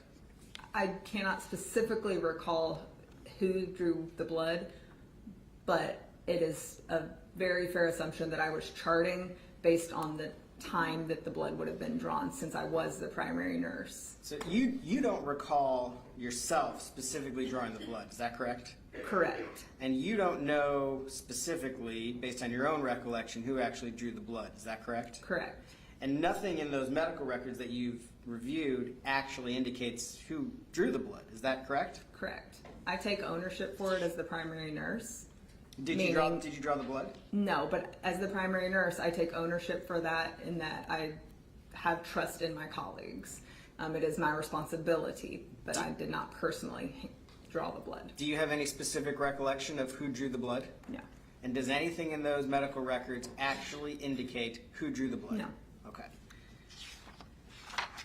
Now, just so I sort of understand the scene here, when somebody comes in with injuries like Ms. Cruzy, this is the ER we're talking about, the emergency room, right? Is that correct? Correct. Okay. And is the trauma, is there like a trauma unit that's a part of the ER, or is this somebody with trauma comes in and they're just treated for trauma with, it could be anywhere in the ER?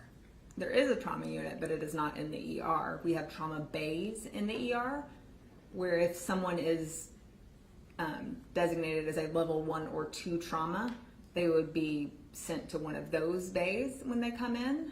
In this case, it was a level 3 trauma. So she was not sent to the trauma bays. She was just sent to a regular ER room. Okay, so just in the regular ER area, is that correct? Okay. And she was attended to immediately, is that correct? Okay. And so there was, your recollection or there's more than one nurse in the room, is that correct? I can't definitively tell you if there was me as the primary nurse and another nurse, or me as the primary nurse and a medic assisting me. It could have been either one. They're both licensed. Either one can do the same thing in that situation. Do you have any information or any recollection of whether there was a doctor in the room also? There's always a physician that comes in the room and hears the EMS. EMS is not allowed to give a report until the physician is in the room. Do you have any recollection of whether she had been administered painkillers before she was brought into the room? I don't recall. In June of 2020, and Mr. Hess, I think, mentioned this already, this is during the midst of the pandemic, is that correct? Yes. So were ERs dealing with an influx of patients related to COVID during that time? It was a different time in my career. How so? We actually were having less total patient volume than we may have had, during the summer of another year. Yes, there were COVID patients. We did see more COVID patients, obviously, than previously, because COVID didn't exist. But as a total patient volume, we were actually probably a little bit slower than we would have been in June. Then what was different about it? People weren't coming in for unnecessary things like they usually would otherwise. So the things they were coming in for were serious? The things they were coming in for, they had a good reason to be there. Okay. Whenever anybody came in, did they have to be tested for COVID? Upon admission, every patient had to be tested for COVID. If it was a patient that we had good reason to believe that they would be seen by an ER doctor and discharged, we may not have tested them for COVID. Someone like Ms. Cruzy, she would get tested for COVID? Yes. Did those tests go to the labs? They go to one of the labs within Vanderbilt, yes. Okay. And there's requirements, there's restrictions on visitors, you mentioned. There were none at that point. There were no restrictions on visitors? No, there were no visitors. No visitors? No visitors. Okay, there were no visitors. My question wasn't clear. There were restrictions on it? Yes, there were restrictions, as in none were allowed. Mask requirements, is that correct? Yes. And obviously testing we discussed. So one of the things you mentioned is the time of collection in your on that medical record says 6:07, and that you believe is the time that the actual label was placed on the vial? That is the time that the printed out label that prints out from a lab order. So once we have a lab order, we can then print out the lab label. There's a barcode on that lab label. The collected time indicates what time that barcode is scanned. Now, do you have an independent recollection of that label being placed on the vial at 6:07?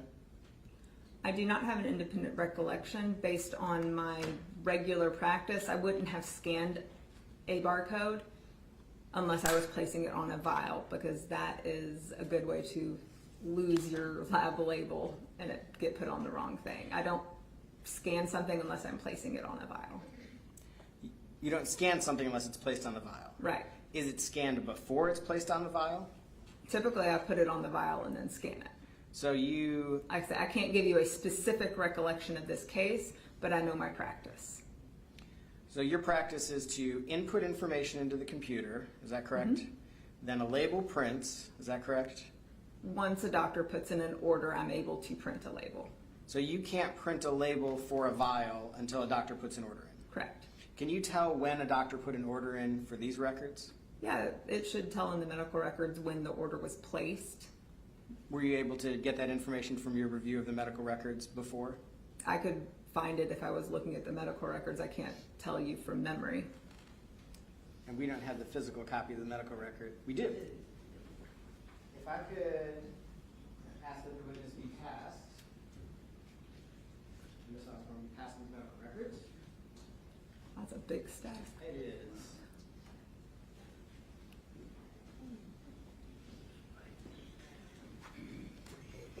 Gordon, can you help the witness get to the point, get to the place that you want her to look?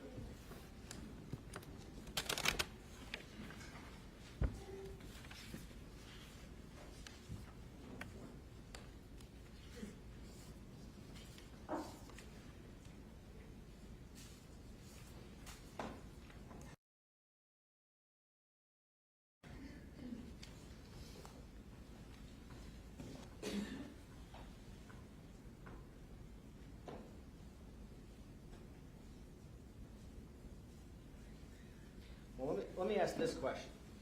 If a label was, if you're saying the label was, there's an entry at 6:07, so would the doctor's order have been sometime before 6:07? It would have to be. I cannot print a label until there is an order for a blood test. Okay. So let's say the doctor's order was sometime before that. You have to input the information into the computer, the label prints, and you put it on the vial. Right? Is that, I'm understanding how that process works? When you say input the information to computer, what are you referring to? Well, where does so the 6:07 is automatically generated, right? 6:07 is documenting the time that I took the scanner and scanned the barcode. Is there anything you have to input into the computer, into the medical records? I mean, all of the information regarding why the patient was at the hospital, their physical state upon arrival. What about related to the blood work? I just scan the patient's armband and then scan the lab label so it correlates the... So you don't do anything related to what blood tests are being ordered, related to the No, that's blood up to vials? that is based on the doctor's order. What blood tests are ordered is something that the doctor decides and puts in the orders. Yeah, all that's automatically generated. The orders?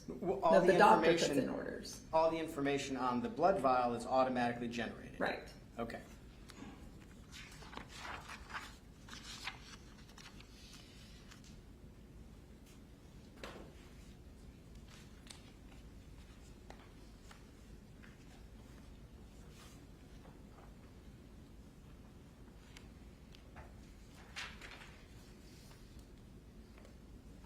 Do you know what the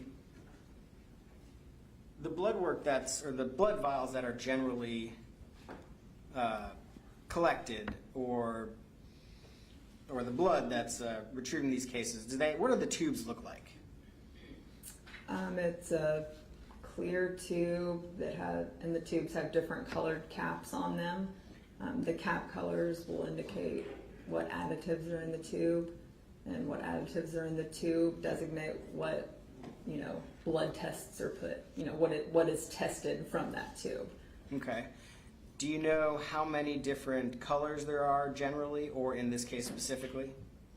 I cannot tell you specifically. I mean, I could look at the medical records and tell you what was tested, which would tell me what color tubes I collected, but I can't from personal recollection tell you. Is there a common number of tubes that you use at Vanderbilt, or is there an infinite number of colors? Not infinite. There's gold, red, light green, dark green, blue, lavender, dark purple, and gray. Okay. And then there's specialty tubes that we don't typically keep on hand that wouldn't have been used in this case. I think Mr. Hess had you look at page 95 previously. And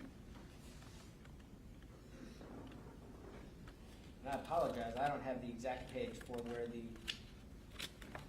the testing is. I'm at page 95. Does that show what tests were ordered or done in this case? This indicates a BMP, which is a basic metabolic panel. It indicates a CBC, which is a complete blood count with differential. This page only indicates 2 lab tests. And do you know do you know how many tubes of blood were collected from her? I wouldn't be able to tell you that specifically. Okay, so that was a BMP. And a CBC, And what are those 2 tests? basic metabolic panel and complete blood count. And are there special tubes that those tests are ran on? That would have been a lavender and a mint green top. And what are the additives in those tubes? I don't know specifically from recollection. Okay. On page 95, if you could look. Oops. Yes. No. Is there? I got just a second.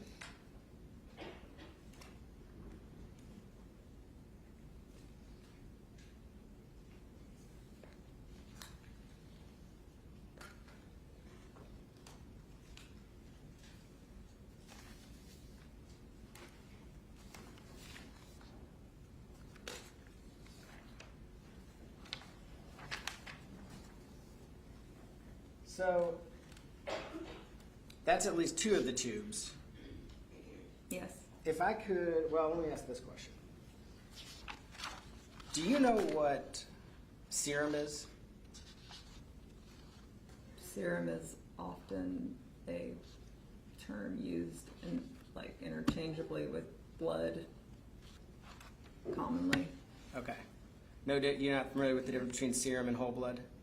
I mean, whole blood means nothing's been separated. Okay, and serum? Would be some of the separation has possibly happened, but that would be done in the laboratory. That's something for the laboratory? Mm-hmm. We don't separate the blood at bedside. That would be done in a centrifuge in the laboratory. Okay. So you're not familiar with, at least visually, the difference between serum and whole blood?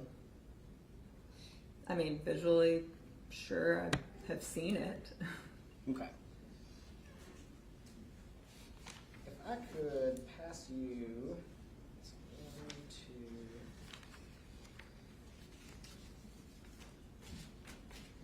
if I could pass these pictures up. Oh, yes, sir.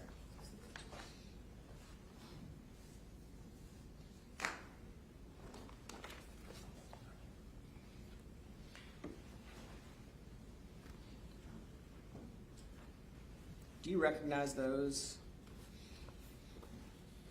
Those are lab-specific labels on blood collection tubes. Okay. You take all those? Yes, those are all lab collection labels on blood specimen tubes. Okay. Does the MRN number, is there a name on any of those tubes? The patient's name is on the tubes, Okay. And along with the MRN number. And what patient's name? Ashley Croce. Okay. And the MRN number, what's the MRN number? It's 046924960. Okay. And that's only visible on 2 of the tubes. Okay. I think they're just rotated in other pictures. If you look through the other pictures, Mm-hmm.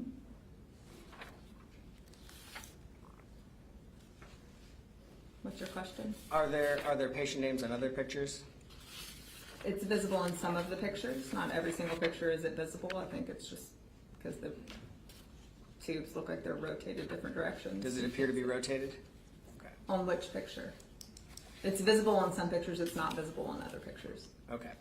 Do those pictures appear to be the vials that were, do those look like Vanderbilt lab vials? These are definitely Vanderbilt lab-specific labels on blood vials. Okay. Do those appear to be the labels that would have been printed for Miss Cruzy's blood, potentially? These are the type of labels that would have been printed Okay. for her blood. Now, I know some of them look rotated. Can you match up any of them based on the MRN numbers? Or the names with the rotation? I mean, I can't tell you once the vial is rotated what was on the top half of the sticker that I'm unable to see, Okay. like not definitively. Okay. What's your question? Well, I wonder if you can identify those at all, or if they look like, if we can match those up with the MRN numbers that we already discussed with Mr. Hess. And then I want to ask some questions about them. I mean, I can tell you on the ones where I can visualize the name and the MRN number that those are lab-specific labels printed for that patient. Okay. Well, I'd ask those to be introduced as an exhibit. I don't know. That's voir dire the witness, Your Honor. Okay. May I voir dire the witness on the authenticity of the photographs? Jury. You want the jury out? No. Any objection to do it in front of the jury? No. Did you take those pictures? No, Do you know who took those pictures? no, Do you know where they were taken? no. Can you say specifically that those belong to Ms. Crucci other than the label that's affixed on those pictures? I cannot. Nothing further. I do not believe they've been authenticated, Your Honor. The state believes it's I'm such. sorry? The state would argue that those have not been authenticated, Your Honor. I need the jury out.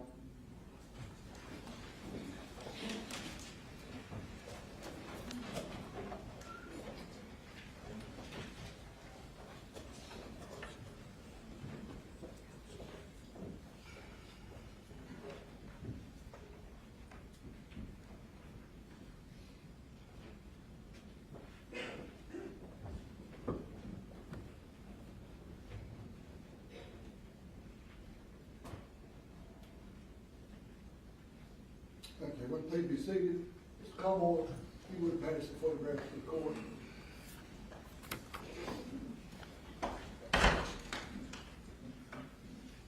Brand, let me hear from the defense. Your Honor, she's identified it's the patient's name, it's the MRN number associated with the patient. I guess there's a couple of pictures, and we can trim those out if we need, that she says she's not sure about. But at least the ones where she's identified the patient's name and MRN number, I'd like to be able to ask her about.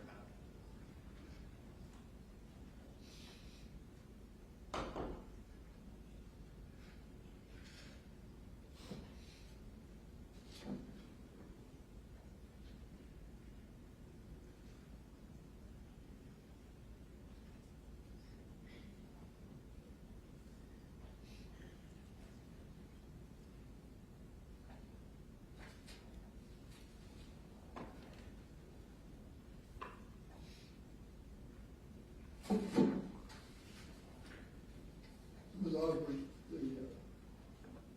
the vials have two numbers on them. One is the MRN number, that's the medical record number. Yes, sir. And you've given that to the court. And you've also got a specimen number. Is that correct? Correct. So the court will hand you these four pictures. I'll label them in the lower right-hand corner, picture 1, 2, 3, and 4. And just look at, and then we'll go on the left-hand side of each one, we'll put A, B, C, and D. So that way, when you testify, you can identify what you're looking at. In other words, page 1, picture Okay. B, that kind of thing.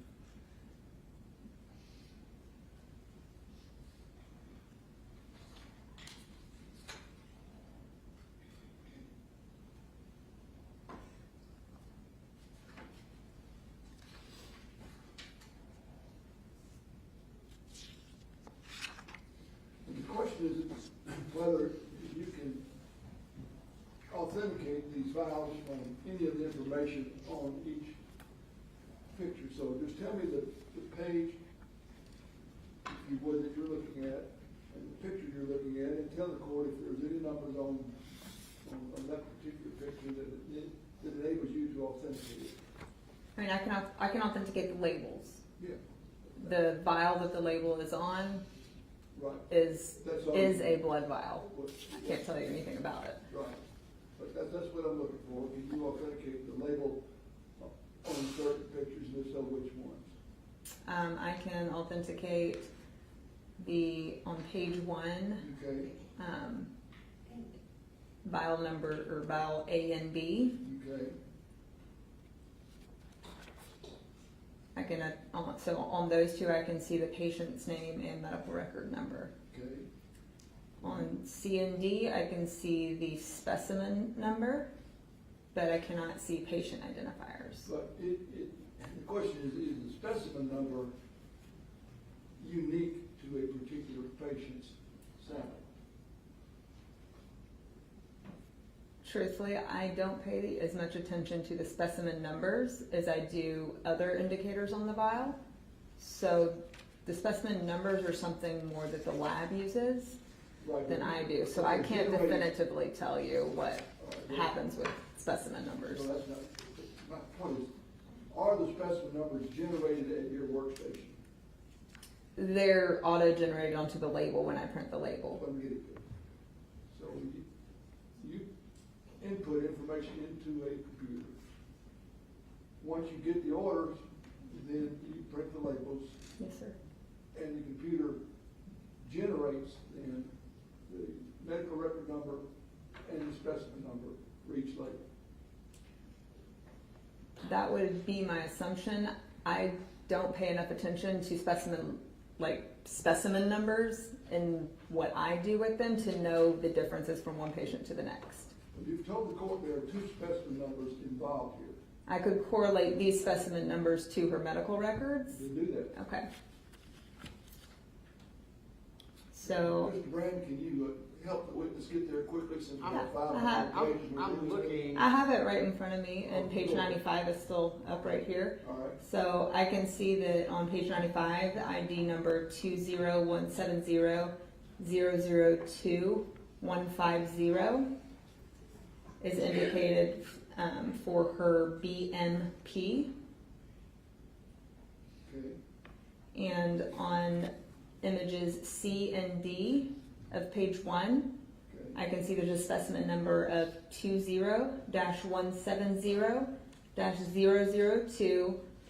20-170-002-150C and specimen number 20-170-002-150A. Okay. From the information that you're able to look at, which is the pictures and the medical records, are you able to conclude that these photographs are pictures of the same vials that were generated in the emergency room at Vanderbilt? Yes, I know that these were generated in the emergency room at Vanderbilt. The court overrules the objection, they're authenticated. They'll be marked and received in evidence as exhibit number. And while we're here and she's got the medical records, I think 95 and 96 are where the rest of the notes about the blood. First, I'm going to mark these as exhibit number 11. Thank you. Okay. And then you want to mark pages 95 and 96 as exhibit 12, Mr. Brand? I don't think they need to be marked exhibits. I just want to direct her attention to them. I think that's where the rest of the orders for the, or not orders, but the notes about what was ordered for the blood are. There's several pages Yes. that have lab results on them. Yeah. So, Your Honor, what is Exhibit 11? How many pages? It's 4 pages. pages of photographs. How many total pictures? Well, I think There were 2 images per page with 2 vials in each picture. 8 pictures on 4 pages. Right. All right. Lawyers, I have the recovery court staffing that I do every Tuesday at noon. It's 5 minutes to 12. My view is right now, I'll let the witness step down. We'll reconvene at 1, and we'll let our jury go to lunch and adjourn at this time unless there's something else we need to do in the next 5 minutes. Yes. All right, thank you. We're adjourned until 1 o'clock.